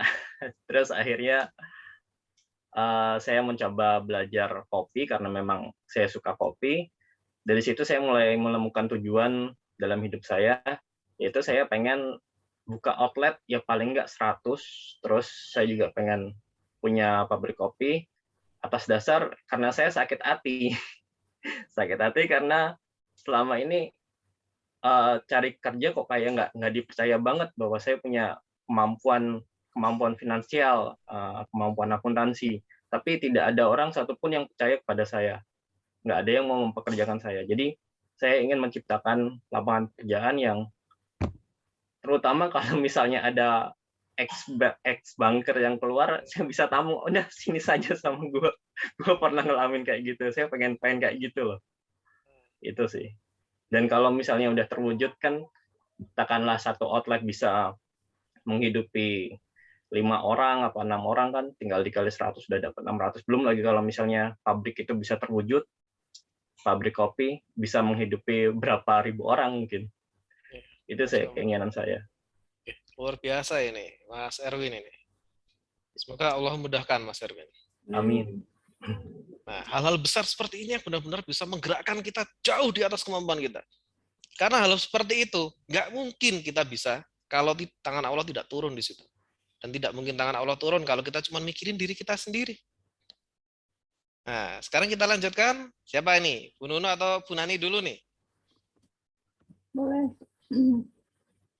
Biasanya kalau ditanya ini. Boleh, saya dulu boleh. Oke, Bu Nuno. Ini tuh tujuannya tuh tujuan pribadi dulu ya, Mas ya? Tujuan pribadi dulu. Oh iya. Kalau tujuan pribadi sih kalau masih waktu kita masih kecil cuma pengennya pokoknya sekolah yang tinggi gitu kan. Tapi ya sudahlah itu udah tercapai. Tapi setelah itu, setelah kita sudah selesai itu saya tuh punya tujuan begini, itu jajanan anak sekolah memprihatinkan kan sekali kan, terutama kita setelah kita punya anak ya, bener-bener jajanan tuh yang memang asal aja gitu ya. Jadi saya pengennya, makanya dari situ DNA saya tadi itu berbasis protein. Saya pengennya tuh pemenuhan kebutuhan protein tuh terutama di masa anak-anak SD ya, itu terpenuhi. Jadi waktu itu saya sampai develop produk itu kalau misalnya anak-anak itu dia konsumsi, misalnya waktu itu kita bikin petis ya, dia makan berapa keping itu kebutuhan seperberapa kebutuhan protein per harinya terpenuhi. Karena kasihan gitu loh anak SD yang dia istilahnya dari sudut apa namanya mungkin pencernaannya dan sebagainya belum sempurna, tapi sudah makanannya yang aneh-aneh dan bahkan yang preservatif yang dan lain-lainnya yang tidak terkendali lah kalau kita bilang gitu ya. Itu. Nah kemudian apa namanya tujuan saya juga, saya pengennya orang yang bekerja dengan saya itu sejahtera. Artinya kita nggak pernah dengar lagi mereka berantem karena misalnya finansial, rumahnya susah atau belum punya rumah, atau bahkan kita pengennya sih bisa jalan-jalan beribadah atau umroh bahkan naik haji bersama-sama seperti itu. Kemudian yang untuk ininya perusahaannya sih pengennya menjadi apa nomor 5 terbesar di Indonesia untuk yang frozen food. Insya Allah bisa itu. Doain. Itu aja sih. Oke, jadi luar biasa.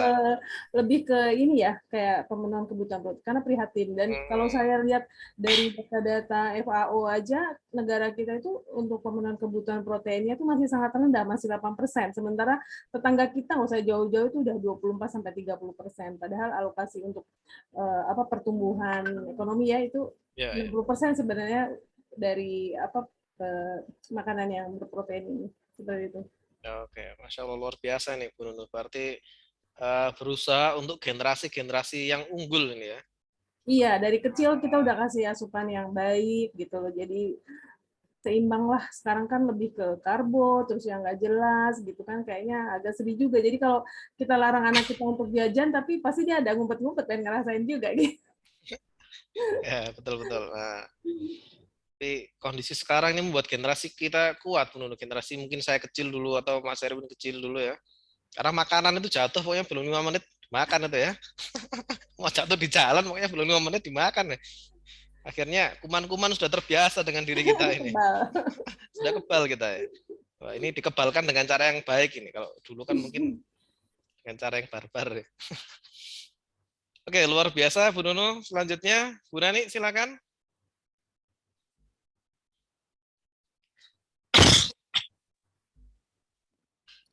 Ya, tujuan ya. Kalau saya punya cita-cita dari SMA itu, kalau ditanya cita-cita pengen jadi wirausaha, buka lapangan kerja dari dulu. Walaupun prosesnya ya nggak langsung lulus SMA langsung punya usaha ya, nggak juga gitu. Apa kerja jadi malah jadi SPG kayak gitu kan. Tapi 2018 alhamdulillah Allah izinkan bukan usaha tapi jasa ya, properti syariah itu saya bisa bina tim dari nol banget, karena saya juga dari nol banget di properti. Kemudian saya saya share sampai mereka juga akhirnya bisa punya penghasilan dari jualan properti ya, alhamdulillah ya, dari ada yang ibu rumah tangga, dari yang gaptek banget gitu, terus sampai akhirnya dia bisa mandiri, bisa berani tembus ke apa orang yang mau jualin rumah, dia japri, pas saya bantu jualin boleh, tadinya kan nggak bisa sama sekali. Itu alhamdulillah itu buat saya prestasi yang ini ya, yang besar lah selama hidup saya. Terus kemudian kan saya sakit, saya bubarin itu kan saya mikir juga nggak ada yang mengelola tim 100 orang sih baru ya, belum banyak gitu. Tapi alhamdulillah walaupun dibubarin, seenggaknya kan mereka sudah terbekali skill seperti itu. Jadi walaupun tanpa saya, ibaratnya mereka masih bisa punya penghasilan seperti itu saya seneng gitu ya. Alhamdulillah di situ. Walaupun sayanya yang jatuh ibaratnya kena stroke seperti itu, terus juga jadi bangun usaha nol karena saya nggak bisa ngawal konsumen kan. Kadang konsumen tuh maunya dihandle langsung sama saya gitu, sampai saya bilang nggak bisa, kadang mereka yang nungguin saya jadwalnya, Bu Nani kapan buat bisa dampingin saya ke lokasi. Jadi akhirnya saya daripada cuma ngiklan doang tapi nggak bisa ngawal, jadi ya akhirnya stuck dulu tuh di properti syariah dan akhirnya terjun ke kuliner. Nah, di kuliner ini sih insya Allah pengennya ya berkembang, punya cabang banyak, buka lapangan kerja, amin. Tapi saya punya tujuan lapangan kerja, biasa kan kalau UKM gajinya kecil, tapi saya pengen punya tujuan gini, mudah-mudahan insya Allah bisa, walaupun kita UKM tapi bisa menggaji mereka standar UMR lah, seperti itu, karena saya tahu gimana rasanya gaji di bawah UMR tuh nyesek gitu. Nyesek banget, dan akhirnya mikir gimana mau pindah kan. Jadi saya pengennya insya Allah mudah-mudahan Allah mudahkan, mau gaji UMR jadi mereka pun nyaman, insya Allah ya, mudah-mudahan ya bisa umroh bareng-bareng gitu sama karyawan. Mikirnya gini, orang perusahaan asing aja, masyarakat kita mau beli kok dengan harga mahal gitu kan, akhirnya mereka kan gaji UMR, tapi kan berpengaruh kepada harga. Itu aja mereka belikan. Kenapa produk UKM aja nggak mau? Tapi saya pikir berarti harus bisa dong, UKM juga artinya harus bisa gitu. Jangan sampai mereka jadi kerja sama orang asing karena orang asing itu bisa gaji besar, sedangkan UKM tuh paling ya sewajarnya gitu. Kayak gitu saya nggak mau ya. Walaupun saat ini misalnya belum nih, misalnya punya karyawan juga misalnya belum bisa standar UMR, tapi ya insya Allah lah berprogres seperti itu gitu. Amin, insya Allah, amin. Pengennya seperti itu gitu. Jadi keren kan, gua kerja di UKM tapi gaji standar UMR gitu. Jadi kayak mereka juga bangga kerja jualin produk lokal gitu. Jangan jadi kerjanya di orang asing aja karena gajinya di sana lebih besar gitu. Ya udah. Luar biasa, Bu Nani. Bagaimana caranya UMKM ini bisa naik kelas ya, dan bagaimana masyarakat ini dan bisa jangan makmur. Saya aja yang naik kelas, artinya karyawan juga kita juga bisa memberikan kenyamanan untuk mereka seperti itu. Itu jangan sayanya aja yang punya penghasilan besar, karyawannya gajinya mengenaskan gitu. Jangan sampai seperti itu. Jadi insya Allah biar sama-sama lah gitu. Biar sama-sama kita bahagia seperti itu. Ya insya Allah ya, amin. Semoga Allah mudahkan. Amin, amin, Bu Nani. Luar biasa sekali, Bu Nani. Silakan selanjutnya Bu Sari Dewi. Apa nih yang pengen dicapai, hal terbesar apa yang pengen dicapai sebelum meninggal ini? Ini untuk pribadi ya. Untuk pribadi, ya. Tentunya kalau ditanya untuk pribadi ya, kita ingin ini mungkin karena saya juga sudah pernah membaca buku dari Koichi juga, jadi lebih mantap lah, lebih ke ini ya, sukses dan berkah, entah itu di dunia maupun di akhirat, bareng keluarga dan umat ya. Jadi tetap lebih bermanfaat ke orang banyak. Jadi tidak mencukupkan pada diri pribadi ataupun juga keluarga, tetapi kita bisa melirik orang sekitar kita, bahkan kalau bisa ya seluruh dunia, seperti itu. Ya. Luar biasa, Bu Sari Dewi. Ya mungkin itu saja sih. Oh ya, oke. Kita lanjut ke Mas Ibad, silakan.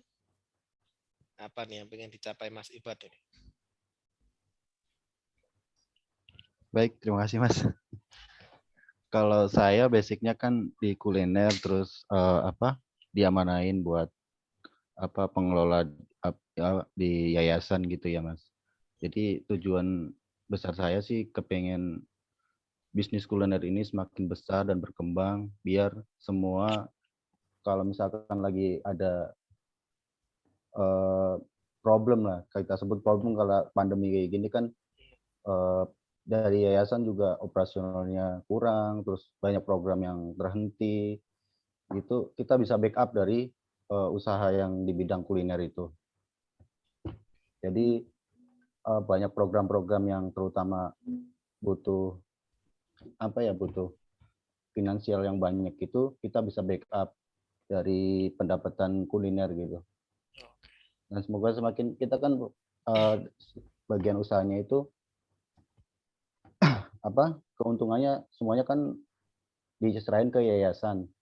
Jadi kalau semakin banyak kita dapat gitu, insya Allah kan semakin banyak kita bermanfaat buat umat gitu. Itu aja sih Mas. Luar biasa Mas Ipat. Oke, ini ada satu lagi Bu Tio, sudah hadir lagi atau belum? Tadi sedang ada tamu Bu Tio. Sepertinya masih ada tamu. Oke, artinya dari masing-masing sudah sharing ya, luar biasa, tujuannya masing-masing. Nah, yang perlu kita spesifikkan adalah bentuknya apa. Nah, seringkali yang membuat kita menjadi kurang terarah, anggaplah seperti ini ya, saya pengen peradaban bisa maju. Dengan cara apa? Nah, itu yang harus kita jawab dulu. Kita pengen masyarakat ini bisa sejahtera. Dengan cara apa? Kemudian kapan? Nah, ini yang seringkali luput ya dari target-target yang sudah kita bangun. Nah, berikutnya kita akan coba mengevaluasi lagi, apakah apa yang sudah kita sampaikan tadi sudah masuk ke konsep SMART. Artinya tujuan, goal, baik untuk pribadi maupun untuk bisnis adalah harus SMART. SMART itu apa yang pertama? Harus spesifik. Jelas angkanya, jelas tujuannya, jelas targetnya, jelas caranya. Harus spesifik dulu. Misalkan pengennya apa? Saya pengen kaya. Wah, itu nggak jelas itu. Seberapa kaya harus jelas dulu. Tujuannya juga kalau sudah kaya mau ngapain? Nah, harus jelas juga gitu ya. Artinya kita mulai petakan dulu dari tujuan kita masing-masing. Ini lebih ke tujuan pribadi ya. Karena bisnis itu akan mengikuti dari tujuan pribadi kita sebenarnya. Bisnis akan mengikuti visi kita. Jangan dibalik. Kita yang ikut bisnis, jangan. Nanti kita jadi budaknya bisnis nanti ya. Artinya bisnis yang harus bisa memenuhi apa tujuan yang ingin kita bangun. Dan harus spesifik. Jadi misalkan seperti ketika saya tadi sampaikan, saya ingin bangun Tegal tadi, harus spesifik. Kapan? Artinya kalau saya tidak bisa jawab kapan, nggak mungkin saya bisa bergerak dengan jelas. Artinya misalkan seperti inilah, kalau misal kita diminta perjalanan dari Surabaya ke Jakarta, jalur darat, harus jelas dulu, saya sampainya kapan. Jadi kalau misalkan, kan tidak sama nih, misalkan saya harus sampai minggu depan, atau saya harus sampai besok, ini kan tentu nggak sama cara saya dalam berkendara, dan jalan mana yang mau saya lewati kan juga nggak mungkin sama kalau misalkan tujuannya nggak jelas ya. Artinya kalau misalkan saya disuruh dari Surabaya ke Jakarta, tapi harus sampai bulan depan, ya saya mampir-mampir dulu ke teman-teman saya. Tapi kalau harus sampai 8 jam lagi, ya sudah nggak ada pilihan kita selain lewat tol. Kalau opsinya harus jalur darat ya. Nah, artinya dalam kita membangun tujuan-tujuan pribadi kita, tujuan besar tadi, harus spesifik dulu semua. Dan ini ditulis. Bukan diangan-angankan. Artinya dalam buku Law of Attraction, buku The Secret ya, materinya yang Law of Attraction, itu jelas ada namanya afirmasi. Afirmasi itu ditulis. Tujuan besar kita tadi ditulis. Artinya saya mau bangun ini, ininya itu dijelaskan ya. Ininya adalah ini yang mau saya bangun. Nah, ini akan dibangun pada tahun sekian. Nah, jelas dulu nih. Kemudian, mengapa kita ingin membangun itu? Harus ditulis juga. Kenapa saya ingin bangun ini? Karena ini. Apa yang melatar belakangi? Karena tujuan yang spesifik ini akan mendrive kita, mengarahkan kita untuk lebih terarah dalam bergerak. Jadi kalau suatu saat bisnis kita arahnya tidak mendekatkan kita pada tujuan, evaluasi dulu. Wah, bisnisnya nggak pas berarti ini. Jadi tujuan itu tujuan pribadi kita, bukan tujuan bisnis dulu. Mulainya pasti dari situ dulu. Artinya misal dari Bu Nunu tadi, tujuannya memang pengen bagaimana generasi kita ini bisa unggul ya, terutama dari sisi protein, dari kesehatannya ketika muda. Itu tujuannya, tujuan besarnya itu dulu. Nah, akhirnya nggak mungkin juga kalau misalkan Bu Nunu tiba-tiba, wah ini kayaknya bisnis Ciki ini menjanjikan ya, permen-permen MSG ini menjanjikan ya. Jadi nggak linear dengan tujuannya. Nanti jadi nyimpang-nyimpang, arahnya ke sana, belok ke sana dulu, belok dulu. Jadi nggak terarah. Jadi intinya usahakan bisnis yang mengikuti kita. Bukan kita ikut bisnis, bukan kita jadi budaknya uang. Bukan kita jadi budaknya bisnis, bisnisnya jadi budaknya kita kalau bisa. Di mana startnya? Dari kita dulu. Kalau kita aja nggak punya tujuan, gimana kita tentukan tujuan bisnis kita? Jadi spesifik, jelas, dan ditulis ya. Kalau nggak ditulis, sulit kalau kita nggak tulis. Coba tulis. Ditulis, dipasang. Kalau saya tulis dan saya pasang di HP. Karena apa? Saya lebih sering pegang HP daripada lihat tembok kamar saya ya. Bangun tidur kita sudah lihat HP soalnya ya. Nah, artinya ini ditulis di tempat di mana kita baca setiap hari. Karena apa? Setiap kita bergerak kita lihat. Misal ada suatu tindakan yang menjauhkan kita dari tujuan, kita evaluasi, wah ini tujuan saya nggak tercapai kalau kayak gini caranya. Yang kedua harus measurable, bisa diukur. Konsep dasar dalam manajemen adalah semua yang bisa diukur, pasti bisa diatur. Kalau diukur aja nggak bisa, gimana mau diatur? Artinya tujuan itu harus bisa ada ukurannya. Anggaplah akan kita breakdown. Misal tujuan saya tadi kan 5 tahun lagi sudah harus tercapai. Artinya di 5 tahun ke depan saya sudah harus punya passive income minimal sebenarnya 400 juta minimal. Karena 200 untuk menghidupi impian tadi kan, menghidupi tujuan-tujuan tadi kan, sisanya untuk hal-hal yang lain. Nah, akhirnya dari 400 juta akan kita breakdown, kita bagi menjadi 5 tahun. Roadmap-nya akan kita tentukan dari situ. Dan tidak dibagi rata, ini salahnya orang-orang. Artinya, 5 tahun harus mencapai 400 juta. Berarti 5 kali 12, 60. Berarti 400 juta dibagi 60 bulan. Berarti sebulan harus tercapai sekian. Ya, enggak bisa gitu. Artinya, cara ngukurnya sudah salah. Membagi target itu nggak bisa dibagi rata. Karena dalam bisnis kita ada namanya peak season, ada namanya low season, ya. Artinya baginya harus jelas. Akhirnya kita bisa punya milestone, kita punya tahapan. Akhirnya tahapannya jelas, berarti di tahun sekian saya harus sudah tercapai sekian. Di tahun sekian saya harus sudah punya ini, harus punya itu. Di tahun sekian koneksi saya sudah harus bisa menjalin koneksi dengan ini, dengan itu. Bisa diukur dulu. Nah, gimana caranya ngukur kalau targetnya nggak jelas kapan dicapai? Kalau angkanya nggak ada, gimana cara baginya? Artinya dari tujuan besar tadi, pecah menjadi sesuatu yang bisa diukur. Nah, nanti kita akan mempelajari ini lebih detail lagi dalam strategi eksekusi. Ada namanya lag measure, ada namanya lead measure. Kemudian harus achievable, bisa dicapai oleh tim kita dan bisa dicapai oleh kita sendiri. Gimana ngukurnya? Lihat DNA kita di mana. Paling gampang di situ tadi. Artinya kita coba aktualisasi diri, kita tanyakan pada Allah, ya Allah, Engkau ciptakan saya ini untuk apa? Engkau berikan saya keunggulan dalam hal apa? Achievable nggak? Mungkin nggak? Nah, artinya kita akan evaluasi. Nah, tujuan itu boleh tidak masuk akal, selama kita bisa caranya masuk akal, caranya bisa kita petakan. Anggaplah, misal kita mengatakan, saya ingin bangun suatu yayasan sosial, yang dari yayasan sosial ini bisa mendanai macam-macam sampai 1 miliar per bulan. 1 M per bulan. Kalau kita mikirnya sekarang, saya misalkan ya, saya mikirnya sekarang, ya nggak achievable, nggak mungkin. Yang pendapatannya belum sampai 1 M per bulan. Tapi kalau 5 tahun lagi, mungkin.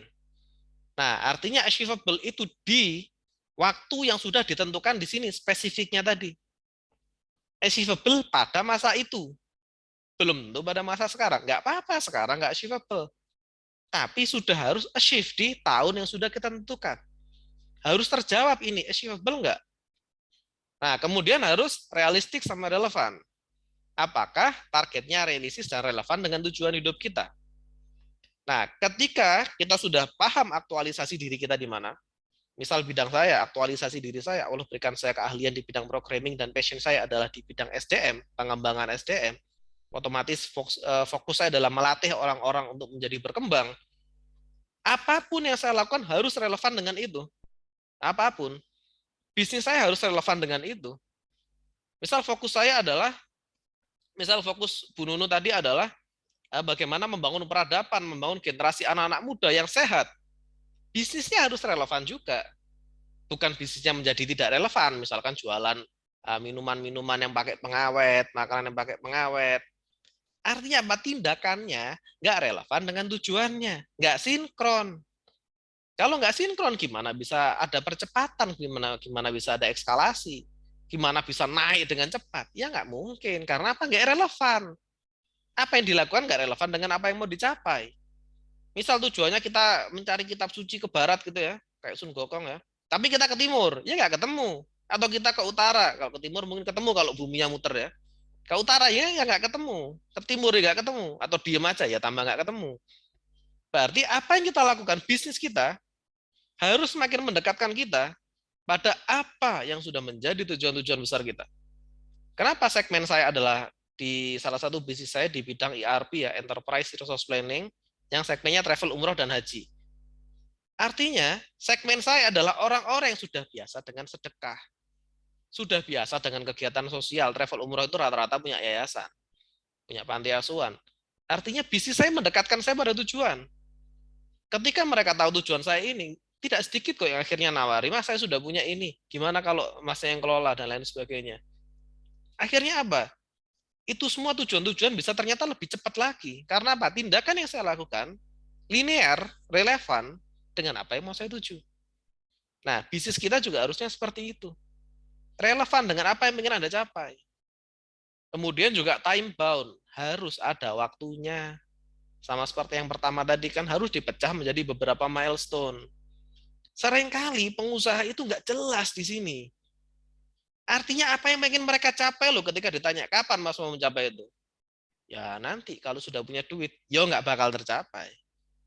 Masalahnya satu, iyo kalau Anda punya duit. Kalau nggak punya, gimana caranya? Berarti harus jelas dulu. Kapan? 5 tahun? Piye caranya? Piye caranya? Nah, kalau di GBC kayak gitu ya. Di Grounded Business Coaching, Coach Fahmi mesti gitu ya. Piye caranya? Harus bisa. Tapi kasih angkanya dulu. Kasih waktunya dulu. Caranya gimana? Nah, ini yang salah satu versi ekstrim yang asik ya ketika kami di GBC. Jadi salah satu mentor itu pernah mengatakan gini, Mas, kalau otaknya sampean nggak kuat, ini intonasinya seperti itu ya memang ya. Jadi intonasinya memang kasar ya. Tapi itu motivasi kami. Gampangnya gini, Mas, kalau otak sampean itu nggak kuat untuk ngurus ini, pakai otaknya orang lain. Nah, artinya apa? Kolaborasi. Kita punya keterbatasan. Saya punya keterbatasan. Mas Iba juga pasti punya keterbatasan. Dan semua Bu Nunu, lalu Bu Nani, Mas Erwin, pasti punya keterbatasan. Kita ini manusia, sudah kita pasti punya keterbatasan. Artinya kalau otak kita nggak bisa, pakai otaknya orang lain. Gabung, kita kolaborasi. Salah satu cara yang sudah saya lakukan, yang insya Allah akan masuk materi kita juga nanti ya, terkait leverage. Saya waktu itu sudah menyampaikan pada tim, kalau kita mau dapat 200 juta sebulan, nggak bisa kayak gini caranya. Kita harus gabung dengan orang-orang yang punya kekuatan yang semakin mendekatkan kita pada tujuan. Saya paham dunia saya adalah dunia travel umroh dan haji. Saya bukan orang yang punya travel, tapi klien saya semua travel. Artinya kalau saya pengen jadi nomor 1 di dunia, di Indonesia alhamdulillah saya sekarang sudah market leader ya. Tapi tujuan saya kan bukan menguasai Indonesia, menguasai dunia ini kan. Saya sampaikan pada tim, nggak mungkin bisa kalau kita nggak punya koneksi di Arab Saudi. Nggak mungkin bisa kalau kita nggak punya koneksi di Kementerian Haji Saudi. Nggak mungkin bisa kalau kita nggak punya koneksi orang Arab. Akhirnya mikir, saya bukan orang Arab, saya nggak bisa bahasa Arab juga. Dan saya nggak sepinter itu ya untuk penguasaan Timur Tengah. Kita cari, mana nih ada orang-orang yang mungkin dia juga darahnya Arab, bahasanya Arab, dia punya koneksi ke Kementerian Haji. Itu yang dicari. Ketemu, alhamdulillah ketemu. Karena apa? Dulu sudah saya petakan, era haji kalau dijalankan dengan cara ini, nggak bisa dia jadi nomor 1. Nggak bisa dia memberikan kita 200 juta sebulan, nggak mungkin bisa. Tapi kalau kita kolaborasi dengan rekan saya namanya Haikal, ini bisa. Tapi sendiri, nggak mungkin kita bisa. Saya bukan orang Arab dan tidak mungkin saya didengar kalau saya bicara di Kementerian Saudi. Saya orang Indonesia, orang Jawa yang tidak berbicara bahasa Arab. Dan kita nggak bisa pungkiri, di Saudi, yang didengar adalah orang Saudi, adalah orang-orang Arab sendiri. Artinya apa? Kolaborasi. Di situ terbuka jalan-jalan. Allah bukakan jalan. Nah, itu juga yang artinya perlu kita pelajari, perlu kita evaluasi dari bisnis kita selama ini. Jangan-jangan Allah tidak pertemukan kita dengan mitra-mitra yang kuat, karena tujuan kita tidak sekuat itu. Allah tidak melihat bahwa, wah, kamu tidak melibatkan saya dalam tujuanmu. Atau tujuanmu tentang dirimu sendiri. Kalau tujuanmu tentang dirimu sendiri, ya saya nggak ketemukan kamu dengan orang-orang kuat. Tapi kalau tujuanmu adalah untuk umatku, untuk masyarakat, untuk secara umum, untuk peradaban yang luar biasa, peradaban yang sukses berkah, Allah akan temukan kita dengan orang-orang yang semakin mendekatkan kita pada tujuan.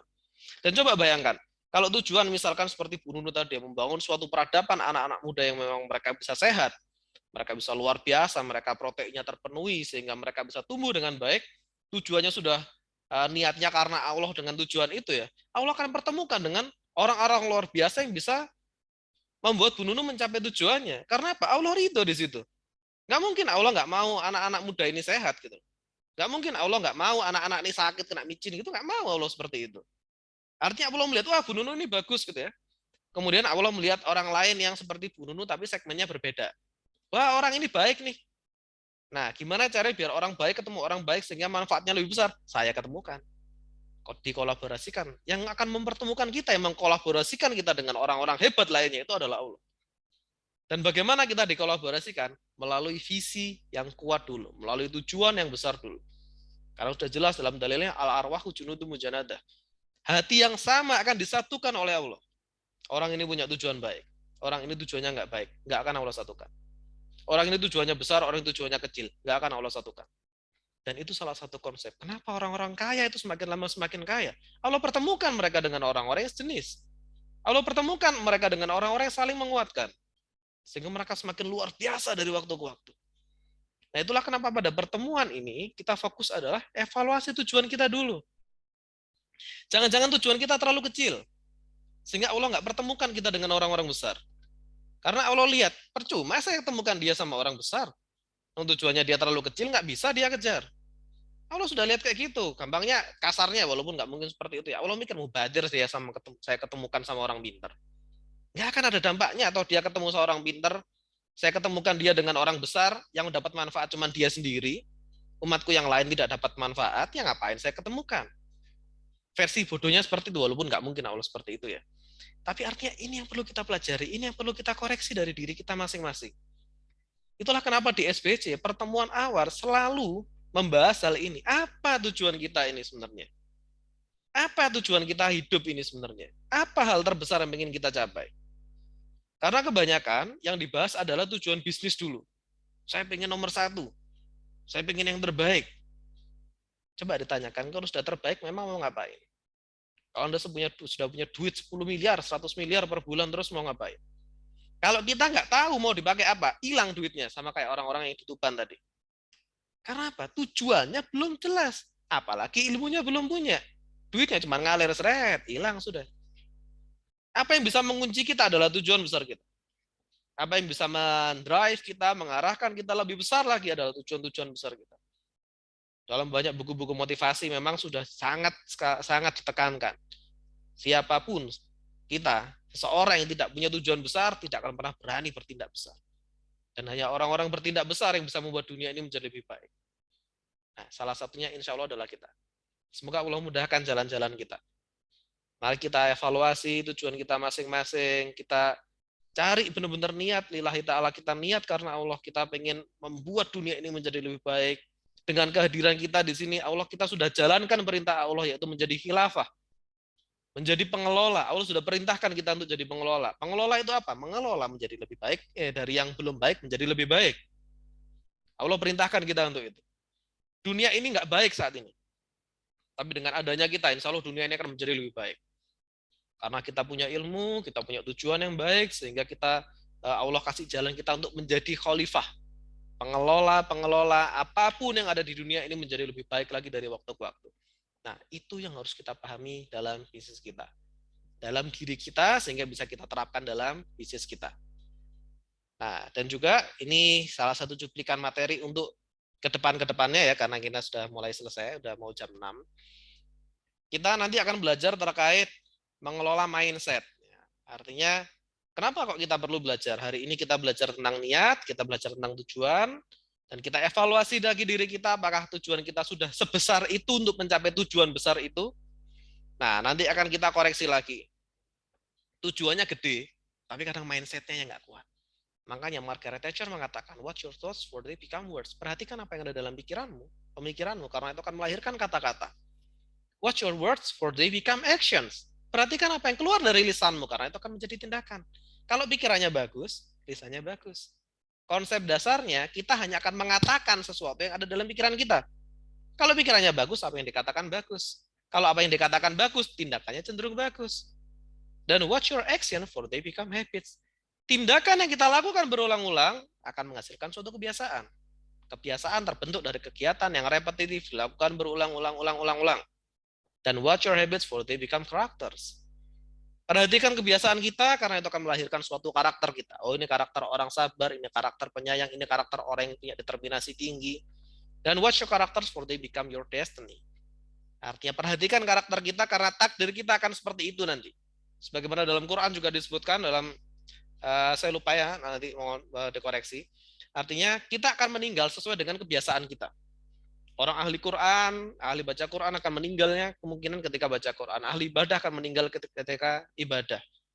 Nah, artinya ending kita akan ditentukan oleh kebiasaan, oleh karakter kita, oleh kebiasaan kita, dan oleh banyak hal yang dimulai dari pikiran, dari mindset. Makanya Margaret Thatcher mengatakan, what we think, we become. Kalau kita kembalikan pada Quran, Allah sendiri berfirman, Inna inda dona abadibi. Aku persangka-persangkaan hambaku. Artinya setelah kita memahami tujuan kita memahami visi kita, berikutnya di beberapa pertemuan ke depan kita akan mempelajari apakah mindset kita sudah setangguh itu untuk mencapai tujuan-tujuan besar kita. Jangan-jangan tujuannya gede sekali ya, tapi mindsetnya kroco, kecil sekali. Nggak bisa kayak gitu. Nah, artinya ini masih masuk dalam salah satu sumbu spiritual. Kita kuatkan spiritual kita ke Allah, kita kuatkan diri kita kuatkan jiwa kita, sehingga kita bisa benar-benar menjadi pengusaha yang tangguh. Pengusaha dengan tujuan besar, pengusaha dengan mentalitas yang besar. Dan ini adalah salah satu materi yang disampaikan Pak Jamil Az-Zaini dalam Skill Up Mentality. Intronya adalah ini. What we think, we become.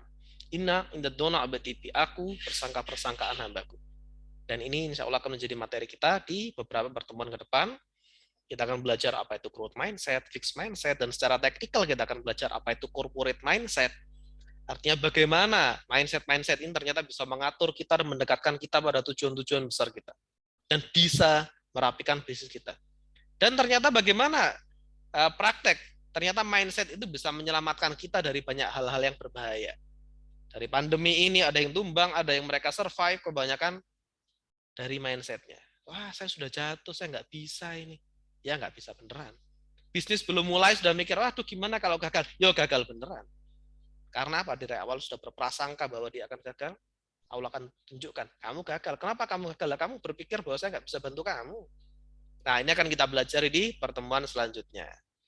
Jadi untuk pertemuan di sore hari ini, materinya adalah ini ya, terkait purpose of life, tujuan kita sebenarnya apa, mari kita evaluasi, kita muhasabah diri, kita koreksi diri kita, dan kemudian apa sih sebenarnya yang akan kita pelajari di SPC dan di KPB ini ya, ada banyak ya, kalau saya masukkan nggak cukup ini. Artinya ada life mastery, kita akan belajar law of attraction, bagaimana pikiran kita akan menarik hal-hal positif untuk datang pada diri kita, kemudian bagaimana kita membentuk kebiasaan-kebiasaan yang positif melalui 7 Habits of Highly Effective People, membedakan fixed mindset, growth mindset, bagaimana kita melatih komunikasi kita dengan materi adaptive communication, bagaimana kita meningkatkan kecerdasan interpersonal kita dengan materi winning with people. Artinya kalau kita mau lihat semua pengusaha-pengusaha tangguh, semua pengusaha hebat adalah komunikator yang handal. Nah, kita akan belajar itu. Dan semua pengusaha tangguh, mereka bisa memberikan contoh yang baik dalam hidupnya. Mereka menguasai diri mereka sendiri. Mereka sudah selesai dengan dirinya. Nah, ini akan kita pelajari. Dan business mastery kita akan belajar 4DX for extreme productivity. Oh, ini materi luar biasa. Lalu kita juga akan mempelajari funneling, flywheel, lalu bagaimana kita membangun suatu scoreboard dan operational control. Lalu kita akan datangkan materi yang membahas tentang bagaimana ekspor dan impor.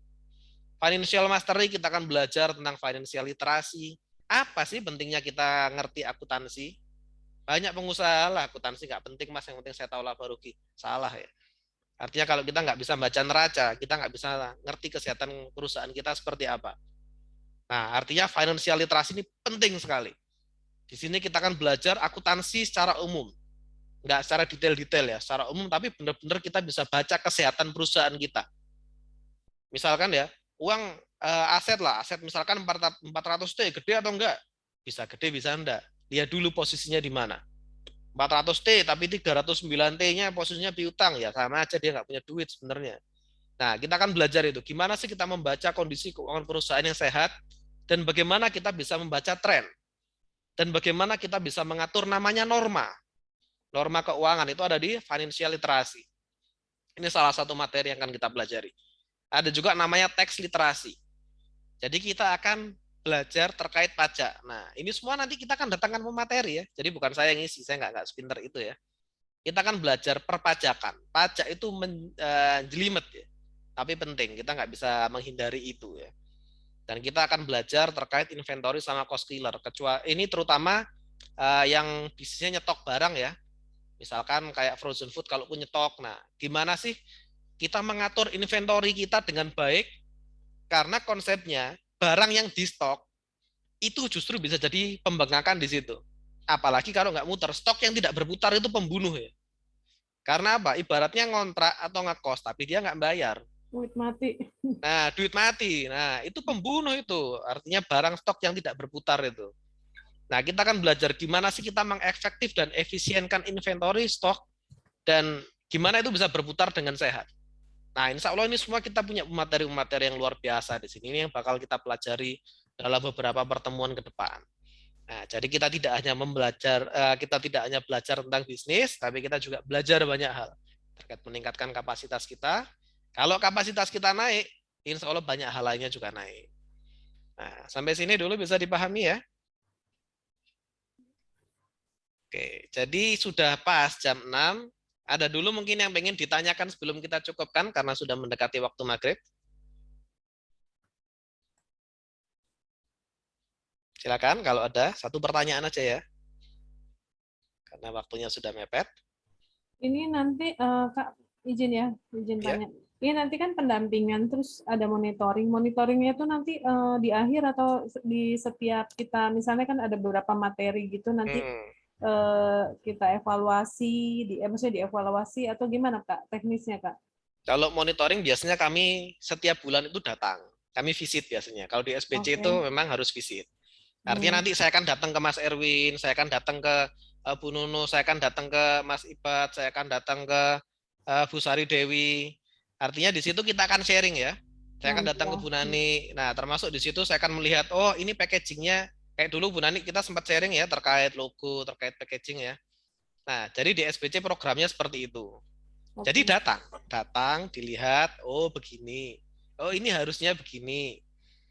Dan kita akan lihat sudah diterapkan belum materi yang kemarin. Nah, nanti akan ada materi funneling ya. Artinya dijalankan nggak sih? Oh flywheel nanti yang agak keren. Yang dijalankan nggak sih konsep yang sudah dijadikan materi kemarin. Nah insya Allah setiap bulan akan ada visit nanti. Jadi saya akan muter-muter sama tim. Ya. Ada lagi? Izin inti ya. Silakan. Yusuf. Iya kan terkait packaging kan. Untuk yang online saya packaging oke. Untuk offline enggak, karena mereka nggak peduli, yang penting harga murah udah nggak apa-apa ibaratnya. Jadi ibaratnya tuh saya lopis pakai mika tuh udah keren di sini gitu ya. Biasanya kan pakai plastik doangan gitu. Iya, jadi agak sulit gitu. Untuk yang lainnya juga pengen packaging yang bagus, tapi kan terkaitnya nggak mau harganya berubah apa gimana. Jadi yang di sini saya ya udahlah gitu, tapi paling enggak saya tetap sopan, tetap rapi ya gitu, walaupun mika ya standarnya begitu deh. Tapi kalau untuk lain, insya Allah nanti buka cabang di tempat lain, nah itu mau saya perbaiki langsung gitu. Oke, siap. Insya Allah nanti saya coba visit nanti biar kita melihat bagaimana kondisinya ya. Karena kadang tempat akan menentukan bagaimana ini di package. Termasuk nanti kita akan evaluasi sosial media dan logo ya. Nah, nanti kita akan evaluasi. Jangan-jangan logonya aja sudah tidak memungkinkan kita untuk jadi perusahaan besar gitu ya. Dari logo itu sudah nggak mungkin ini jadi perusahaan gede, kadang ada yang seperti itu. Nah, logonya sudah nggak banget kadang. Ada yang seperti itu memang.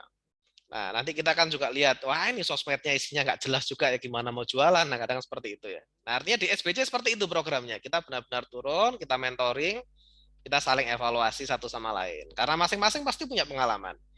Kan nggak cuma saya yang di sini belajar, masing-masing pasti punya pengalaman yang lebih banyak lah. Di situ kita akan sharing dan di situ kita akan kolaborasi. Izin Mas. Silakan Mas Erwin. Ya. Nanti berarti Mas Yusuf yang terus mentoring kita ya, atau ada yang lainnya? Oh, sementara ini saya dulu, tapi nanti untuk kuliner ada sendiri. Jadi kuliner itu ada Bu Desi yang lebih pintar dari saya. Nah, oke. Dan insya Allah nanti dari pusat juga. Jadi di SPC itu ada namanya program SCL, Coaching on Location. Itu memang yang punya bidang-bidang keahlian itu yang diterjunkan. Artinya kalau misalkan bidang perkopian ya, mungkin nanti yang dikirim adalah Pak Edi. Pak Edi ini luar biasa bisnisnya di Surabaya, di bidang perkopian. Nah, artinya akan diterjunkan. Dan di SPC ini kita nggak punya mindset takut untuk berkompetisi. Artinya seperti Pak Edi yang bisnisnya kopi, ya mentoring bisnisnya juga sama-sama kopi, walaupun kompetitor. Nggak takut untuk disayangin. Karena apa? Coach Ridwan sudah menekankan ke seluruh mentor-mentornya. Rezeki sudah Allah atur, sudah Allah bagi. Nggak bisa kita batasi di situ. Kalau kamu batasi, maka kamu akan dibatasi. Nggak ada yang takut akhirnya. Akhirnya mentor sudah kita sharing-sharing aja. Seperti misalkan Bu Sari Dewi nanti juga akan, insya Allah kita carikan yang dari punya pengalaman besar di situ. Jadi begitu lihat itu, wah ini kayaknya, kadang gini ya, kadang ya. Oh saya pernah Bu mengalami seperti ini dan ternyata salah gitu ya. Kadang seperti itu. Sehingga yang mending seperti inilah, yang baik seperti ini. Atau kadang kita merasa, ide saya sudah luar biasa. Ternyata ada orang yang sudah pernah menjalankan itu dan gagal ya. Di situ dia akan sharing. Wah saya sudah pernah seperti itu dan ternyata gagal Mas. Nah itu konsepnya buying the time. Kita membeli waktu kegagalan mereka. Biar kita nggak harus mengalami itu. Nah konsepnya seperti itu di SBC nanti. Insya Allah sebulan sekali akan kami agendakan untuk muter-muter. Untuk visit. Ada lagi, insya Allah pertemuan seperti ini kita setiap 2 minggu sekali ya. Adapun untuk 2 minggu ke depan kemungkinan masih online karena saya juga posisinya di Malang. Ada raker SBC di Malang. Kemungkinan hari Minggu saya juga masih di Malang. Nanti kita kabar-kabar di grup. Oke. Ada lagi yang mau ditanyakan? 18.08 sudah? Cukup ya?